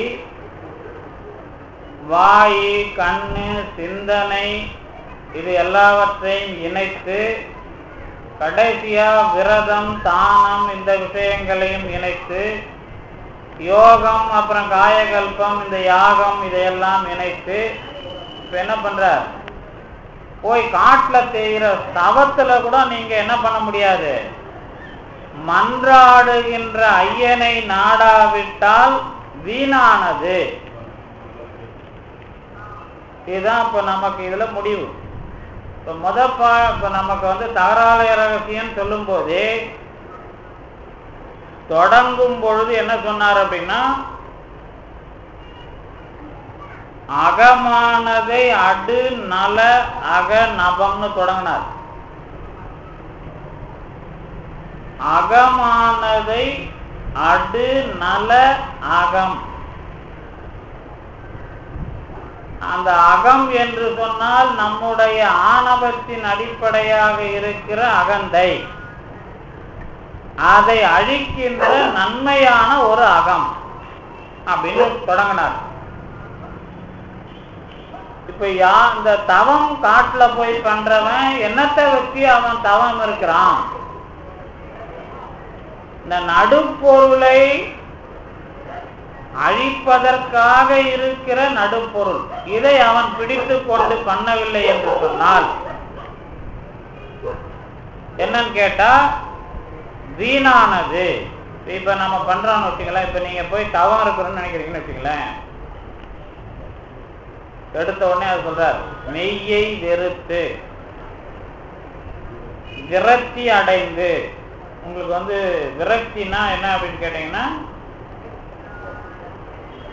விரக்தி இல்லாது, நம்முடைய விரக்தி இல்லாது. அது சாமி எழுதுறது என்ன அப்படின்னு கேட்டீங்கன்னா, சார்பு அறுத்தலை எய்தி. விராக்கியம் அல்லது வைராக்கியத்திலிருந்து வர்றது விரக்தி. விரக்தி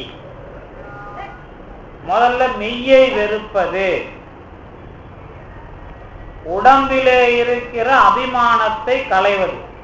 அதான் சாமி எழுதுற விளக்கம். உடம்புல இருக்கிற தொடக்கமே ஏன் இந்த வார்த்தையை போட்டார் அப்படின்னா, மெய்யை வெறுத்து. நீங்க இந்த பிண்ட தகராலயத்துலதான் பெருமான் இருக்கிறான்னு பார்த்து இதுவரைக்கும் நாம பார்த்தோம். அதே மாதிரி அண்டத்தையும் ஒரு விராட் புருஷனுடைய பிண்டமா தான், அண்டம்ங்கிறது விராட் புருஷனுடைய பிண்டம்.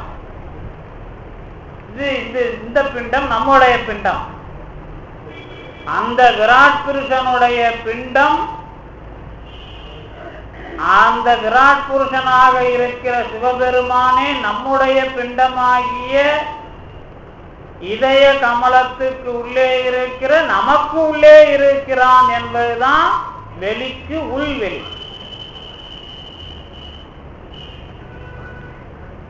இந்த விஷயத்தை நீங்க தொடக்கத்திலேயே மறந்துட்டீங்கன்னா மெய்யை வெறுத்து. அப்ப தொடக்கமே எதுவா வருது, தகராலய ரகசியத்துக்கு எதிர்ப்பா வருது. மெய்யை வெறுத்தல் என்று சொல்லுவதே என்னுடைய உடலை வெறுக்கிறேன் அப்படின்னு ஒரு ஆள் போய் காட்டுல தவமா இருக்கிறான்னு வச்சுங்களேன். சாப்பாடு இல்லாம தண்ணி இல்லாம இந்த உடம்பு என்னை தேவையில்லாத வேலையெல்லாம் செய்ய வைக்குது, அதனால இந்த உடம்பு எனக்கு தேவையில்லை என்று வெறுத்து, அந்த வெறுத்ததனால் வருகிற விஷயம்தான் விரக்தி. அப்ப மெய்ய வெறுக்கும் போது என்னெல்லாம் வரும்னா, எதுக்காக சாப்பிட்றோம், ஏன் உழைக்கணும் அப்படின்னா, முதல் விஷயம் நம்ம கூட இருக்கிறவங்க, சுற்றத்தார், மனைவி, அந்த தாய் தந்தை, இந்த சார்புகள் எல்லாம் நீக்கிறது முதல் வேலை. அதுக்கப்புறம் இந்த உடம்புல இருக்கிற மெய்வாய் கண் மூக்கு செவியினுடைய தொடர்புகளை எல்லாம் வெறுப்பது ரெண்டாவது வேலை. மெய்வாய் கண் மூக்கு செவி அறுக்கிறதும் அப்புறம் உறவுகளை அறுப்பதுமாகிய விஷயத்தில் இருக்கிற உறுதிதான் விரக்தி. அதுக்கு பிறகு உட்கார ஸ்டைல்ல அவன் கையை விரிச்சிடுவான். இந்த கையை விரிச்சிட்டு உட்கார, கையை விரித்து, அதுக்கு பிறகு ஒரு கட்டை, அது என்ன கட்டை மாதிரி மையடர் காணில், கருப்பாக இருக்கிற காட்டிலே, அதாவது வெளிச்சமே போகாத அளவிற்கு அடர்ந்து இருக்கிற காட்டிலே அமர்ந்து இருந்தாலும் மன்று ஆடு ஐயனை நாடி உணாவிடில் அவமே. உண்ணுதல் அப்படின்னா தியானித்தல், உணா அப்படின்னா உண்ணுதல், உண்ணாவிடில் அப்படின்னா ரெண்டு சுழின்னாங்க. ரெண்டு சுழின்னு அதை கூட சாமி எதுக்கு இந்த வார்த்தையை போறாருன்னா, முதல்ல அவன் மெய்யை வெறுக்கும் போதே உண்ணாது போகிறான், அது மூணு சுழின்னு. இங்க அவனை கிண்டல் பண்ற மாதிரியே உணாவிடில், நீ உண்ணாம இருந்து என்ன பிரயோஜனம், உணாவிடில் அப்படிங்கிறதுக்காக என்ன பண்றாரு அப்படின்னா, நினைக்காவிட்டால். அப்ப இதெல்லாம் சாமி நினைக்காவிட்டால் நினைக்காவிட்டால்னு சொல்றாருல்ல. இந்த நினைக்காவிட்டால்னு சொல்றாரு. இப்ப நினைக்கிறதுனா இப்ப நீங்க நம்ம தகராலய ரகசியம் கேட்டுட்டோம். தகராலய ரகசியம் கேட்ட பிறகு நமக்கு என்ன வரும், ஏதோ வாரம் ஒரு வேலை முடிஞ்சுதுப்பா, இது 6 மணிக்கு 5 மணிக்கு ஒரு 6:30 மணிக்கு போனது ஒரு வேலையா தினம் நடந்தது அப்படின்னு போகுதா? இல்லை, அது இப்போ பேசுகிற எனக்கும் சரி உங்களுக்கும் சரி, நமக்கு காலையிலேருந்தே அது இது என்ன படிக்கணும், அது என்ன படிக்கணும், அது என்ன சொல்லணும் அப்படின்னு நமக்கு தோணும். இதெல்லாம் இந்த வேலை முடிஞ்ச பிறகு நாம் என்ன பண்ணணும்னா, அடுத்து என்னென்ன வேலையோ அதெல்லாம் பார்க்க போயிடுவோம்ல. இப்போ நினைக்கிறதுனா என்ன அப்படின்னு தெரிஞ்சாதான் இந்த விஷயம் பொருந்தும். இப்போ நீங்கள் சரி, நாங்கள் இனிமேல் எல்லாத்தையும் நடராஜ பெருமான் அல்லது குகேசன் இவன் தான் எல்லாவற்றிற்கும் காரணம் என்று நினைத்து கொண்டு விரதம் முதலியவற்றை செய்து அந்த பலன்களை பெற்று இறுதியாக பிண்ட தகராலயத்தை அடைந்து அப்புறம் அண்ட தகராலயத்தினுடைய அனுபவத்தையும் உள்ளே பெற்று மரணமில்லாத அல்லது திரவா நிலையை அடைந்தேன். அதுதான் சாமி தகராலய ரகசியத்தில் சொல்றது. அதுக்கு உரிய நினைவாக, அதாவது உணாவிடில் அப்படிங்கிறது தியானம் செய்யறது. இப்ப தியானம்னா உங்களுக்கு எல்லாருக்கும் தெரியும், எல்லாருக்கும் சொல்லி கொடுத்துருப்பாங்க. தியானம் பண்றதுன்னா என்ன சொல்லி கொடுப்பாங்க? தியானம் பண்றது, இப்போ நமக்கு நிறைய பேர் தியான மண்டபம் இருக்குது, தியான நிலையங்கள் இருக்கிறது, தியான லிங்கம் இருக்குது, தியானத்துக்காகவே உலகம் முழுக்க நிறைய பண்ணிட்டு இருக்கிறாங்க.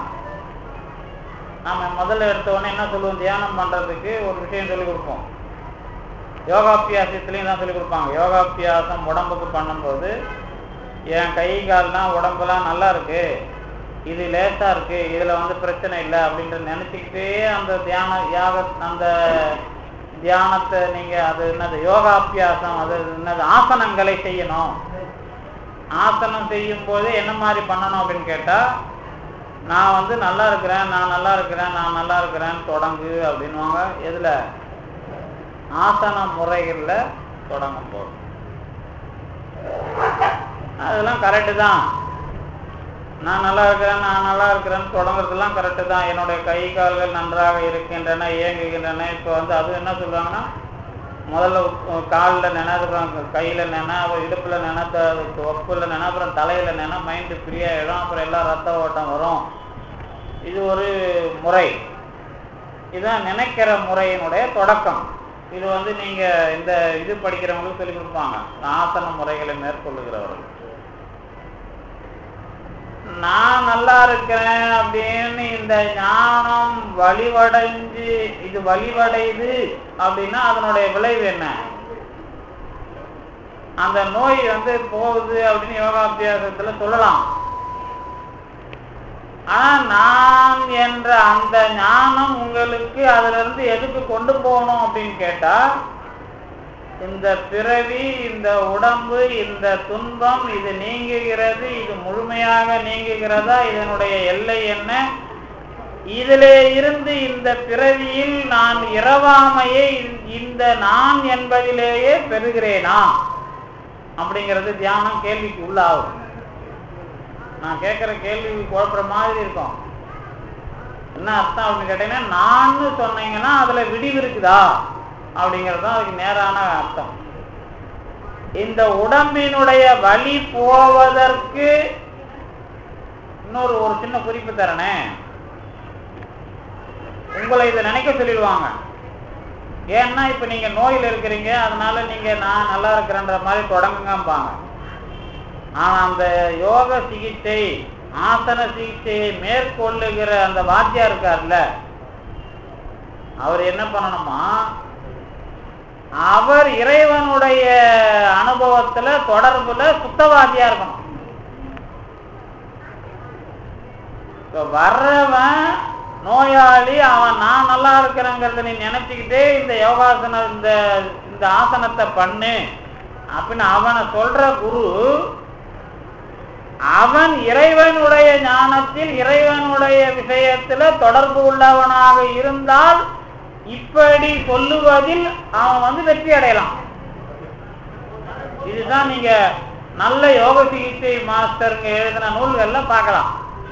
அப்படின்னா என்ன அர்த்தம் அப்படின்னு கேட்டீங்கன்னா, வந்திருக்கிறவனுடைய தியானம் ஞானம்லாம் உடம்பை பற்றியது, அதனால நான் நன்றாக இருக்கிறேன்.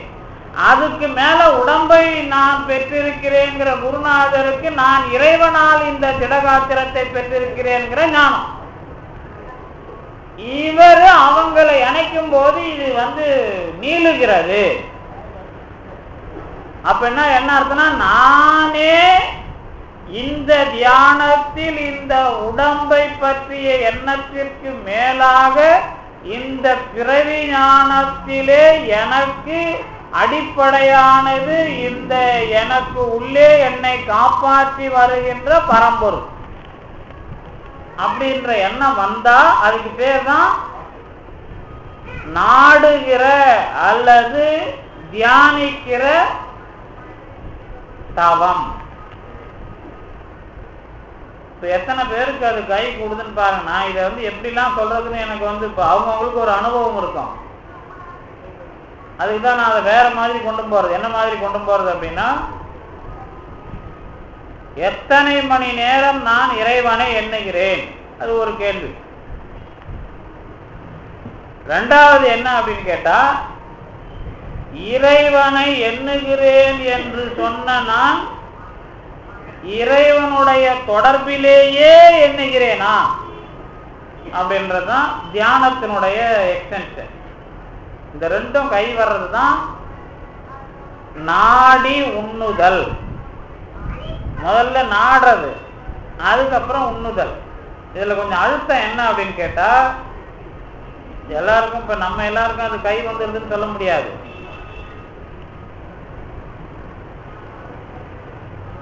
வந்து பெருமான் முன்பாக நிற்கிறேன், நிற்கும் போதே பெருமானை எண்ணுகிறேன் என்று தெளிவாக 100% எழுதணும். எப்படி எழுதுறது?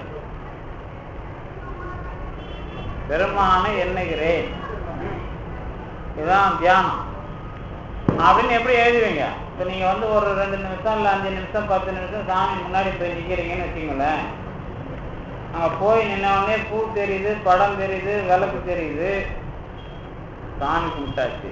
சரி, அதுக்கப்புறம் என்ன நினைச்சேன்னா, நான் இங்கேருந்து வந்திருக்கிறேன், இந்த பிரச்சனை இது நிறைய பேர் சொல்ல அது நமக்கு சொல்ல தெரியாதுன்னு தான் நட்சத்திரம் நாள்லாம் அவங்க கேட்டு பண்றாங்க. அவர் நான் இன்னாலு இன்னாத்துக்காக வந்திருக்கிறேன், அப்போ சரி சாமிக்கு தெரியுது இல்லையா நானும் சொல்றேன். ரைட். இதுக்கு பேரு இங்க வந்து நான் நின்று உண்ணுகிறேன்னு சொல்லலாமா? நாடி உண்ணுகிறேன். நான் இங்க வந்தேன், கோயிலுக்கு சாமி கும்பிட வந்தான், அவ்வளவுதான். என்ன சாமி கும்பிட வந்தான்னா, நம்ம என்ன சாமி கும்பிட வந்தோன்னா திருப்பி இதை கேட்டேன்னு அர்த்தம் அப்படின்னு கோவம் வரும்ல. நான் வந்தேன், அங்க போய் நின்னேன், பார்த்தேன், தெரியுது, பூ தெரியுது, பழம் தெரியுது, எல்லாம் தெரியுது, என் பிரச்சனை தெரியுது. அங்க சாமி என்னன்னு தெரிஞ்சுது, அதுதான் இன்னும் தெரியல. அது தெரிவதுதான் நாடி உண்ணுதல். அதனாலதான் இவர் இவ்வளவு விஷயங்களையும் அப்படி லிஸ்ட் கொடுக்கிறார். எப்படி? நீ கண்ணு, காய், நூல், இது எல்லாத்த பத்தியும் சொல்லு, எல்லாம் ரைட்டு. தவம், அந்த இது என்னது, அது விரதம் முதலிய எல்லாமே சரி. ஆனா ஒரு வார்த்தை மட்டும் போட்டுவார், குகேசனை உணாவிடில் தவம், அதை போட்டுறார். அதே மாதிரி எல்லா இடத்துலயும் மன்றாடு ஐயன், அதே மாதிரி வந்து நடேசன், இவங்க எல்லாம் போடுறாருல. இப்போதைக்கு நான் வந்து பிரச்சனையினாலதான் தொடர்பு கொள்கிறேன். பெருமானை தொடர்பு கொள்றதுக்கு எனக்கு என்ன வழி அப்படின்னு கேட்டா என்ன வழி இருக்குது? உங்களுக்குன்னு பெருமானை தொடர்பு கொள்றதுக்கு என்ன வழி இருக்குது? உலகத்துல நாமெல்லாம் வந்திருக்கிறோம். இப்போ கேள்வியா கேட்டா என்ன இருக்கு? நாம பெருமானை தொடர்பு கொள்றோமா இல்லையா? கொள்றீங்க. எப்படி கொள்றீங்க? திருமுறை மூலமாக. அதான் பாராயணம், ரைட்டா? இப்ப பாராயணம் பாடும்போது இப்ப வந்து மறையுடையாய், தோளுடையாய், வார்த்தடை மேல் வளரும் திரையுடையாய், பிஞ்சகனே என்று உன்னை பேசினல்லா, குறையுடையார் குற்றம் போராய், கொள்கையினால் உயர்ந்த நிறையுடையார் இடர்களையாய், நெடுங்கலம் மேயவனே. இருக்குது இடர்களையும் பதிகம். இப்ப போய் பெருமான் இதுல என்ன நினைச்சீங்க? மறையுடையாய், தோளுடையாய், வார்த்தடை மேல் வளரும் திரையுடையாய், பிஞ்சகனே என்று, மறைவுடையவனே என்று நான் நினைத்தேன், தோளாடை உடையவனே என்று நினைத்தேன், பிஞ்சகன் என்று நினைத்தேன். இப்படிலாம் நினைச்சிட்டு, நினைச்சீங்களா? அப்படிலாம் நினைக்கணும். நினைச்சிட்டு இதெல்லாம் என்ன வரலாற்று மூர்த்தங்கள். மறையை உடையவன், தோளாடையை உடையவன், இந்த வேலையை இவன் செய்தான் அப்படின்னு இதுக்கு ஒரு பொருளோட அதுக்கப்புறம் நினைக்கணும். முதல்ல மறையுடையாய் தான், தோளுடையாய் தான். இப்போ மறையுடையாய் நாம் போய் திருவான்மியூர் பஸ் ஸ்டாண்ட்ல பேசணும். எப்படி பேசணும்? மறை என்கிற வேதங்களை பெருமான் 4 முனிவர்களுக்கு கல்லால மரத்தின் கீழே இருந்து ஓவினான். கல்லால மரம் என்பது நீங்கள் பார்ப்பது போலல்ல, அது ஆலம்பரமாக பழுக்காது, அங்கே குருவிகள் வராது, காட்டிலே இருக்கும், அதில் மௌனத்தவம். அது வந்து வெயில் காலத்திலே வந்து குளிராக இருக்கும், குளிர்காலத்திலே வெண்மையாக இருக்கும், ஆன்மீக சூடு தரும். அப்படிப்பட்ட மரத்திலே பெருமான் தட்சிணாமூர்த்தி கோலமாக அமர்ந்து 4 முனிவர்களை அமர வைத்து அவர்களுக்கு சொல்லிக் கொடுத்தான் என்பதாக சொன்னா அவங்க கதை கேட்பாங்க பஸ் ஸ்டாண்ட்ல. ஓகே, அதுக்கு அடுத்தது இப்ப நான் மறையுடையாய் உங்ககிட்ட சொன்னா சொல்லணும். இப்போ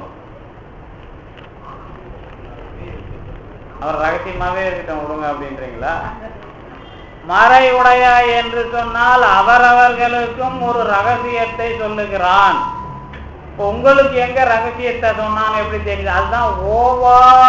அது போன பாட்டுல சொன்னார், ஓவா நட்டன். எல்லா காலத்திலேயும் உங்களுக்காக பேசிக் கொண்டிருக்கிறான், உங்களுக்காக இயங்கி கொண்டிருக்கிறான். அது என்னைக்கு என் காதுல கேட்கும்? பேசிக்கிட்டு இருக்கிறது அவன் பேசிட்டு தான் இருக்கிறான். அங்க பாட்டு ஓடுது, இங்க பாட்டு ஓடுது, இங்க சத்தம் போடுறான், அங்க சத்தம் போடுறான், எதெல்லாம் உங்க காதுல கேட்டது? இதெல்லாம் கேட்காம கேட்டவர் தான் அந்த நேற்று வாயிலார் நாயனார். இப்ப வந்து கேட்காம கேட்கறது அப்படிங்கறதுதான் பெருமான் பேச்சை எந்நேரமும் கேட்டுக்கிட்டு இருக்கிறது.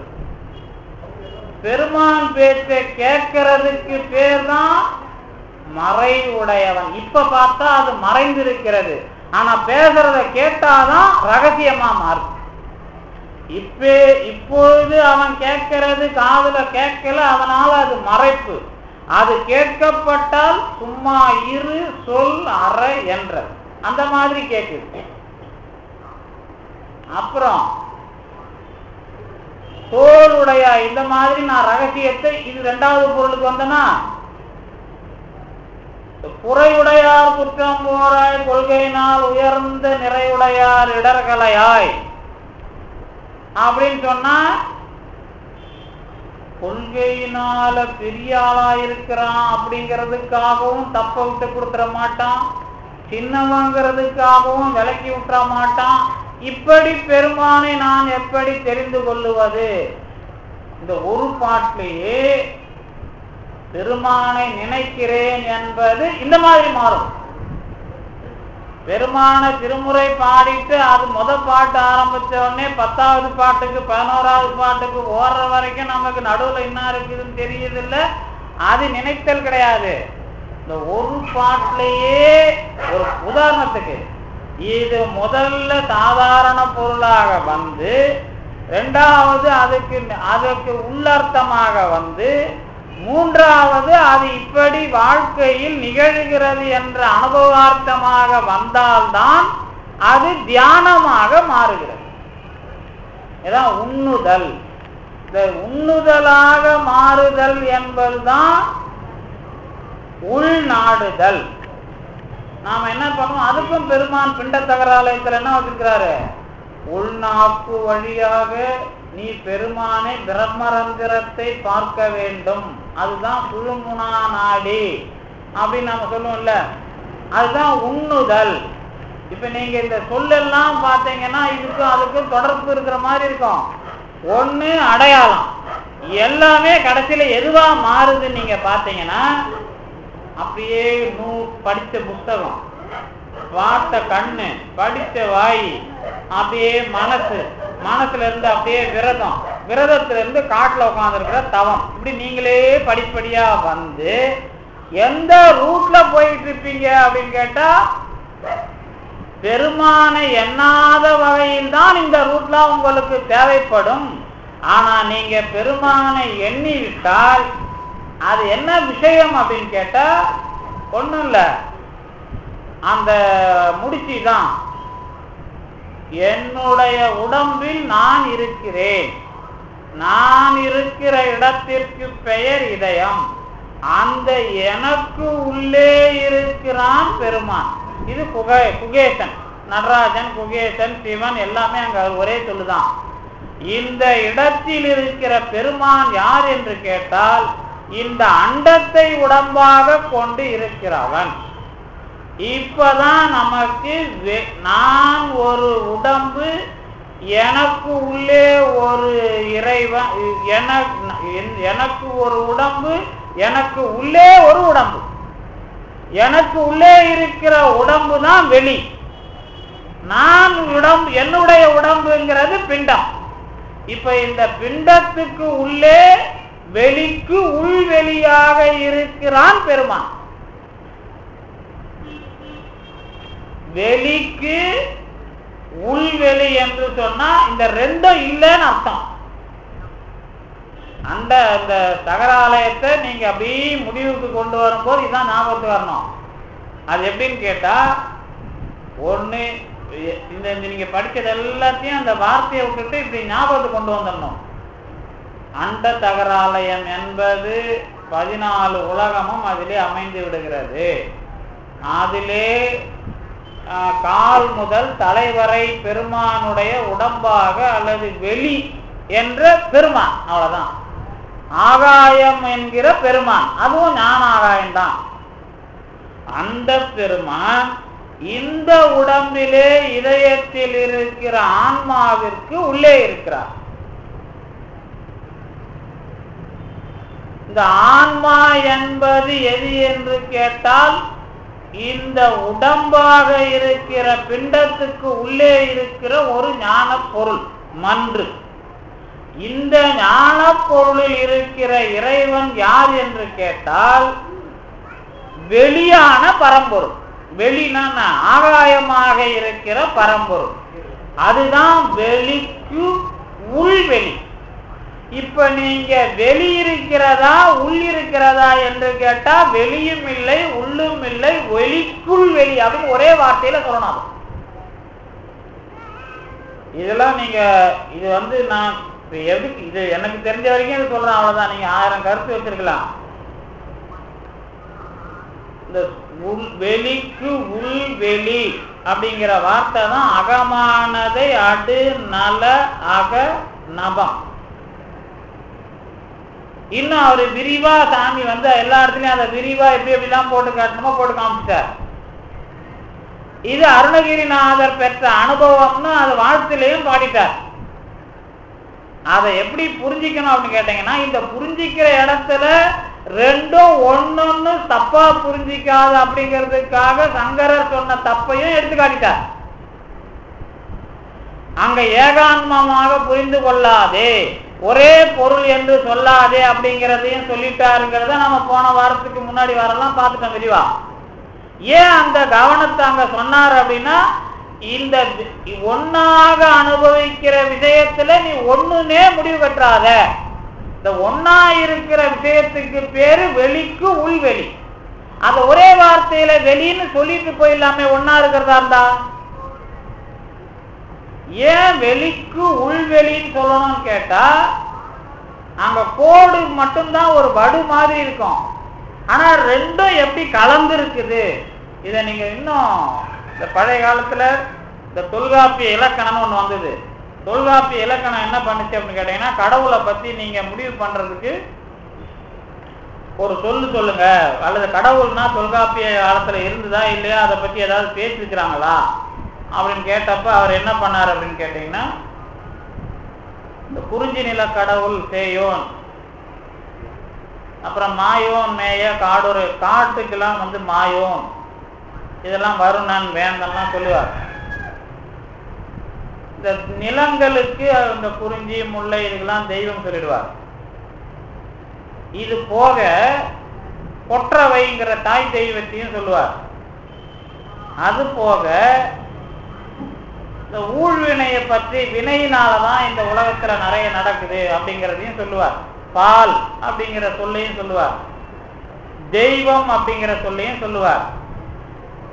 இந்த உலகம் ஒழுங்கா நடக்குது, அந்த வேதத்துல என்ன சொல்லுவாங்கன்னா ரிதா அப்படிம்பாங்க, RTA. அந்த ரிதா அப்படிங்கிறதான் காலையில சூரியன் தெரியறது, மாலையில மறையிறது, இதெல்லாம் ஒழுங்கா நடக்கிற, அப்புறம் 365 நாள்ல இந்த சுத்துறது, சுத்திக்கிட்டு இருக்கிறது, இந்த விஷயங்கள்லாம் இந்த ஒழுங்கு முறையில நடக்கிற விஷயத்துக்கெல்லாம் பேரு ரிதான் பேர். அது தொல்காப்பியத்துல வரை அப்படின்னா எல்லை, அதாவது எல்லையில அதாவது நடக்கிறது. இந்த பால் சொல்லியிருப்பார், வரை சொல்லியிருப்பார், தெய்வம் சொல்லியிருப்பார். தெய்வங்கிறது குறிஞ்சி நில தெய்வம் ஒருத்தன், முல்லை நில தெய்வம் ஒருத்தன், இந்த மாதிரி தெய்வம்லாம் சொல்லியிருப்பார். இதெல்லாம் சொல்லிட்டு இந்த பொருள்களை முடிவு பண்ணும்போது பால் வரை தெய்வம் மூணையும் இணைச்சி ஒரு சொல்லா சொல்லுவார்.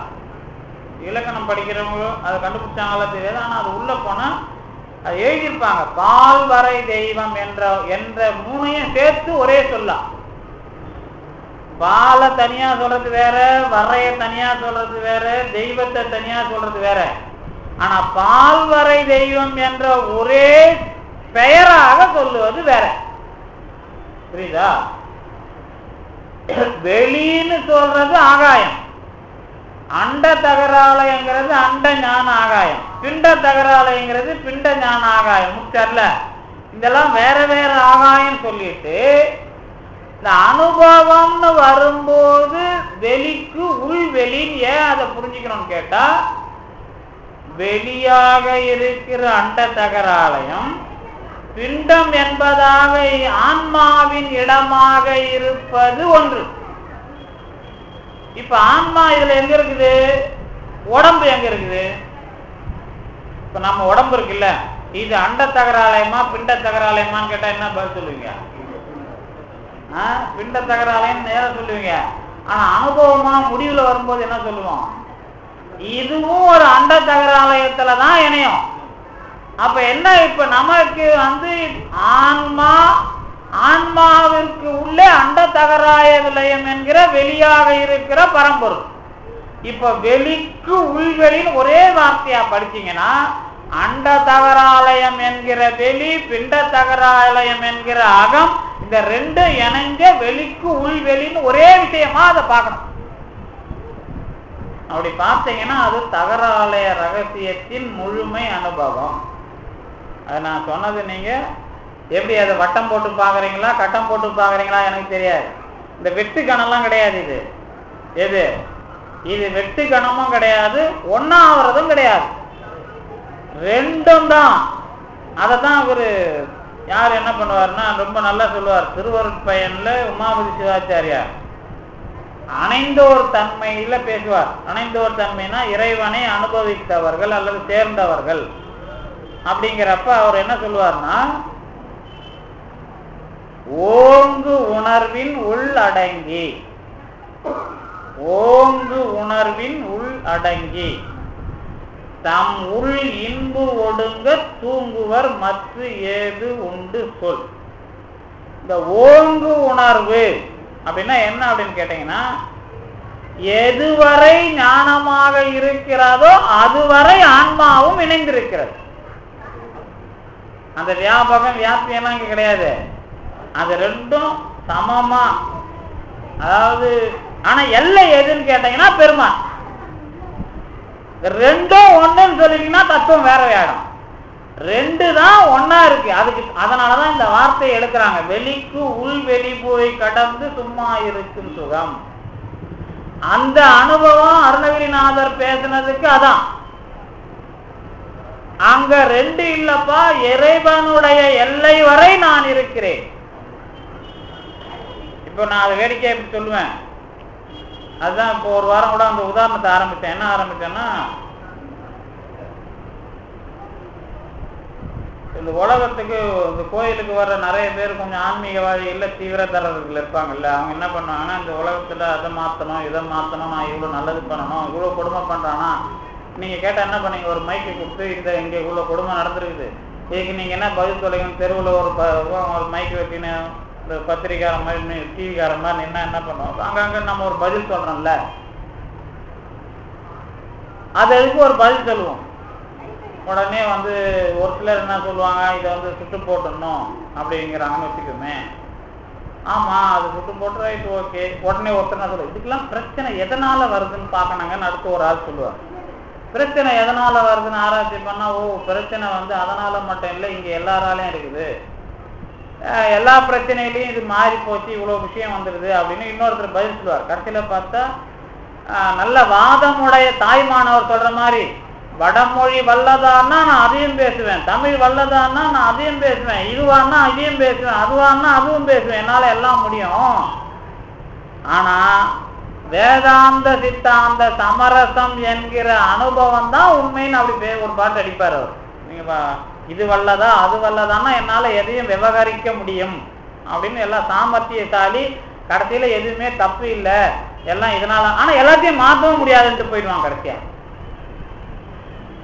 ஏன்னா இப்ப நீங்க உங்க கையில இந்த உலகத்துக்கு நல்லது பண்ணணும், எதை கொடுத்தா மாற்றுவீங்க அப்படின்னு கேட்டா என்ன பண்ணுவோம். உடனே ஒருத்தர் சொல்லுவார், நான் பிரதமரானா இதை பண்ணுவேன், பிரதமரானா இவர் எதை பண்ணுவாரு அப்படின்னு நாம கேட்போம். சரி, இந்த சட்டத்துல இதெல்லாம் மாற்றுவேன், இந்த மாதிரி ஒவ்வொன்றுத்துக்கு மேல ஒரு அதிகாரத்தை கொடுத்து கடைசியில எதுவா மாறினாதான் முடியும். இவன் கேட்கும் போதே இவன் ஞானம் அடையலன்னு தெரிஞ்சிடும். இப்ப நான் பெருமான் எனக்கு இந்த அனுபவத்தை கொடுத்தார். இப்ப சக்கரை அம்மா இருக்கிறாங்க, அவங்க ஆகாயத்துல பறந்தாங்க. ஆகாயத்துல பறந்தத உடனே பிரிட்டிஷ்காரன் என்ன பண்ணா, இவங்க பறவை ஜாதின்ட்டு அவன் ஞானத்துக்கு ஏற்ற மாதிரி சொல்லிட்டு போயிட்டான். இப்ப நமக்கு பறக்கிறத கொடுத்தா கொஞ்சம் பேருக்கு பறந்து போய் ஏதாவது ஒரு வேலையை செஞ்சு திருட்டுத்தனம் பண்ணி காசு சம்பாதிக்கிறதா, அல்லது எதுக்காக நமக்கு பறவையை கொடுப்பான் நமக்கு? அதுதான் அது இருக்கிற நுட்பம். என்ன நுட்பம் அப்படின்னு கேட்டா, பெருமான் இப்ப ஒரு ஆற்றல் கொடுத்தா நான் அதை வச்சு எதை பண்ணுவேங்கிற லெவல்ல இருக்கிறவங்களுக்கு எந்த ஆற்றலையும் கொடுக்க மாட்டான். நீங்க எல்லாம் அங்க போய் மிதந்துங்கிறீங்க. இப்ப அதனால்தான் இப்படி நேரா போட்டு இப்படி கவுத்தனா, நான் எதை கொடுத்தாலும் நானாக செய்ய மாட்டேங்கிற மனப்பக்குவமா வந்த பிறகுதான் எல்லாத்தையும் கொடுப்பான். இதுதான் பெருமானுடைய நிலையையே நாம் அடையிற வெளிக்கு உள் வெளி நிலை. அங்கதான் என்ன பண்ணுவாங்கன்னா, பார்த்துக்கிட்டு அங்க இவங்க முயற்சியா ஒண்ணும் நடக்காது. இங்க இது பண்றானா, அங்க அது ஏங்க இவ்வளோ நடக்குத, பாம்பன் சாமி என்ன பண்றாரு அப்படின்னு கேட்பாரு ஒருத்தர் வந்து. என்ன பாம்பன் சாமி என்ன பண்றாரு, நீ நினைக்கிற மாதிரிலாம் வந்து அவர் செய்யணுமா? நான் அப்புறம் இல்ல, அவர் நல்லது கெட்டதுங்கிற எந்த விஷயத்துக்கும் அப்புறம் என்ன பெருமான் மாதிரி முடிவெடுக்கிற வேலை தான் அவங்க வேலைன்னு. இதை இப்ப பெருமான் என்ன மாதிரிலாம் நம்ம பிறவியை வந்து அமைத்து தந்திருக்கிறானோ அதே நிலையில பார்த்துக்கிட்டு இருப்பான். பெருமான் என்ன பண்றாங்கிறது யாருக்கு தெரியும்னா அவனை உண்ணுகிற நமக்கு தான். ஓ இப்படித்தான். ஒருத்தர் ஒரு சமாதானம் சொல்லுவார், ஒருத்தர் வந்து சயின்ஸ் படி சொல்லுவாரு, ஒருத்தர் வந்து ஜாதகப்படி சொல்லுவாரு, ஒருத்தர் ஆன்மீகப்படி சொல்லுவார். அவரோட பக்குவம் வளர வளர அந்த கேள்விக்கு பதில் ஏற்புடையதாக இருக்கும். இந்த கேள்விகள் எல்லாமே தெளிவாக வந்து நிற்கிற நிலை எங்க வரும்னா, இந்த பெருமானை எண்ணி எண்ணி அவன் வளர்த்து வளர்த்து தூக்கிக்கிட்டே போவான் நம்மள. எங்க இப்ப நான் இந்த பிறவில இந்த ஞானம் பெற்றிருக்கிறேன், இவர் வந்து திருமுறை பட்டிருக்காரு, சித்தாந்தம் பட்டிருக்காரு, அதுக்கு மேல பாம்பன் சாமியை ஏன் படிக்காத விட்டாருன்னு படிப்போனா ஈர்த்தாந்து உட்கார வைப்பாருன்னு வைக்கீங்களேன். இது வரைக்கும் பெருமான் கீழே இருந்து நம்மளை தள்ளிக்கிட்டே போறான். மேல தள்ளிக்கிட்டே போனானா, தள்ளிக்கிட்டே போயிட்டே இருந்தா நாம இன்னும் உருப்படலன்னு தான் அர்த்தம். அவன் மேல வந்து நின்னாதான் நாம முழுசா வந்தாதான் வெளிக்கு உள்வெளி. உலர்ந்தே தள்ளிக்கிட்டு போனா உள்வெளி தான் அது. அவன் மேலேயே வந்து நின்னுட்டான்னு சொன்னா முழுமை அடைகிறோம், வெளிக்கு உள்வெளி. அதனாலதான் இந்த முறை இப்படி அமைக்கிறார். விராட் புருஷனுடைய பெரிய விஷயங்களை எல்லாம் பேசின பிறகு இந்த நூலு, கண்ணு, வாயு, விரதம், தவம் இது எல்லாத்தையும் கொண்டாந்து ஏன் வச்சாருன்னா, உன்னை இந்த முறையிலெல்லாம் வளர்த்துட்டு தான் போறான். கீழே இருந்து தள்ளிட்டே வரான் உந்தியார். நீ மேல வந்தாதான் அது தும்பி சகராலயம். கீழே இருந்தா உந்தி மட்டும்தான். அருள் உன்னை வளர்த்து கொண்டிருக்கிறது. சகர அனுபவம் வந்தாதான் அது கோ தும்பி. அங்கதான் என் மேல ஒருத்தன் இருக்கிறான். இங்க இருந்து தள்ளனா அது உந்தி, அது மேல வந்தா கோ தும்பி. இங்கதான் நீங்க வெளிக்கு உள் வெளி என்கிற தகர ஆலயத்தை அனுபவிக்கிறீர்கள். இப்ப நம்ம பொறுத்த வரைக்கும் என்ன விஷயம் அப்படின்னு கேட்டீங்கன்னா, பெருமான் ஏதோ நம்மளை வந்து இந்த இலங்கையிலிருந்து வரும்போது வந்து இறங்கி போன ஆண் பண்டன உடனே வந்து பரஞ்சோதி பாபாவுடைய சித்தர் சமாதியில பேசணும்னார் கவிஞர் கண்ணுக்குடி. அந்த அவர் சித்தர் பாபா அங்க பேசின உடனே இங்க தகராலய ரகசியம் பேசணும்னு வந்தது. ஓஹோ, நமக்கு வந்து இலங்கையில தான் நான் இதை அனுபவிச்சேன். எப்படின்னா உங்களுக்கு தெரியாது, யோகர் சுவாமின்னு இலங்கையில ஒரு பெரிய சித்தர், செல்லப்பா சாமி, யோகர் சாமி, கடச்சாமி, குடைச்சாமி. இன்னும் இந்த சித்தர் மரபெல்லாம் நீங்க தெளிவா அவங்க என்ன மாதிரி ஆளுங்க அப்படிங்கிறத தெரிஞ்சுக்கணும்னா பாரதி 66 பார்த்தீங்கன்னா தெரியும். பாரதி 66ன்னு அவன் சுயசரிதையே வேற ஒரு மாதிரி அனுபவம் எழுதியிருப்பான். அதுல குள்ளச்சாமி, கடை, அந்த சாமிகளை, ஆறுமுகத்து யாழ்ப்பாணத்து சாமின்னு ஒரு 3-4 சாமிகளை பத்தி எழுதியிருப்பார். அவன்லாம் இந்த ரோட்ல இருக்கிறவன்லாம் எப்படி சித்தரா இருக்கிறான் அப்படிங்கிறத கண்டுபிடிக்கணும்னா பாரதியோட பாட்டை படித்தாலே உங்களுக்கு தெரியும்.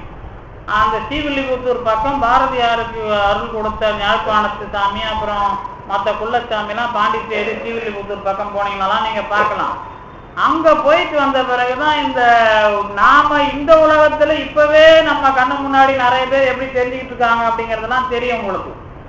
அந்த மாதிரி நாம வந்து தகராலயத்தையும் அனுபவிக்கணும் அப்படிங்கிற விஷயத்துலதான் பெருமான் வந்து நான் அந்த இலங்கையிலிருந்து வந்த உடனே அவர் கூப்பிட்டு அது பரஞ்சோதி பாபா பேசி, அதுக்கப்புறம் இங்க வந்து தகராலய ரகசியம் பேசணும்னு இவர் ராஜன் சாமி சொல்லி, அது ஏன் வந்ததுன்னு கேட்டா, இவ்வளவு நாள் சைவ சித்தாந்தத்தை அங்க போய் நான் ஒரே ஒரு நாளைக்கு 5 மணி நேரம் காலையில ஆரம்பிச்சு சாயங்காலம் வரைக்கும் 6 மணி நேரம் தொடர்ந்து சைவ சித்தாந்தம், அப்படி 10 நாள் வகுப்பு எடுத்து 20 நாள் எடுத்தேன், 120 மணி நேரம்.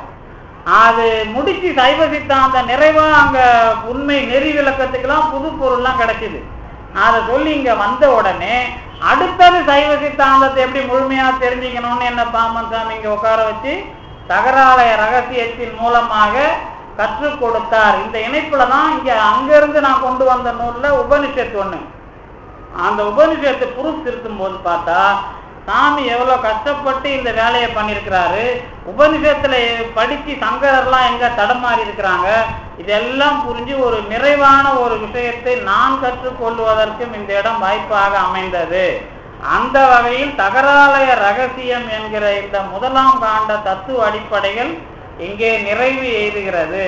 வாய்ப்பு இருந்தால் நாம் எப்போவாவது அந்த அனுபவம் தான் ரெண்டாம் காண்டத்தை பொறுத்த வரைக்கும் அது நீங்கள் பாம்பன் சுவாமிகளையே கேட்டு அனுபவிக்கலாம் என்பதாக சொல்லி இந்த அளவில் என்னுடைய சொற்பொழிவை நான் நிறுத்தி இனி இந்த வாரத்தோடு நாம் இந்த தகராலய ரகசியத்தினுடைய அடிப்படையை நிறைவு செய்து கொள்கிறேன் என்பதாக சொல்லி வாய்ப்பு வருகிற காலத்தில் சந்திப்போம் என்று கூறி நிறைவு செய்கிறேன். நன்றி, வணக்கம்.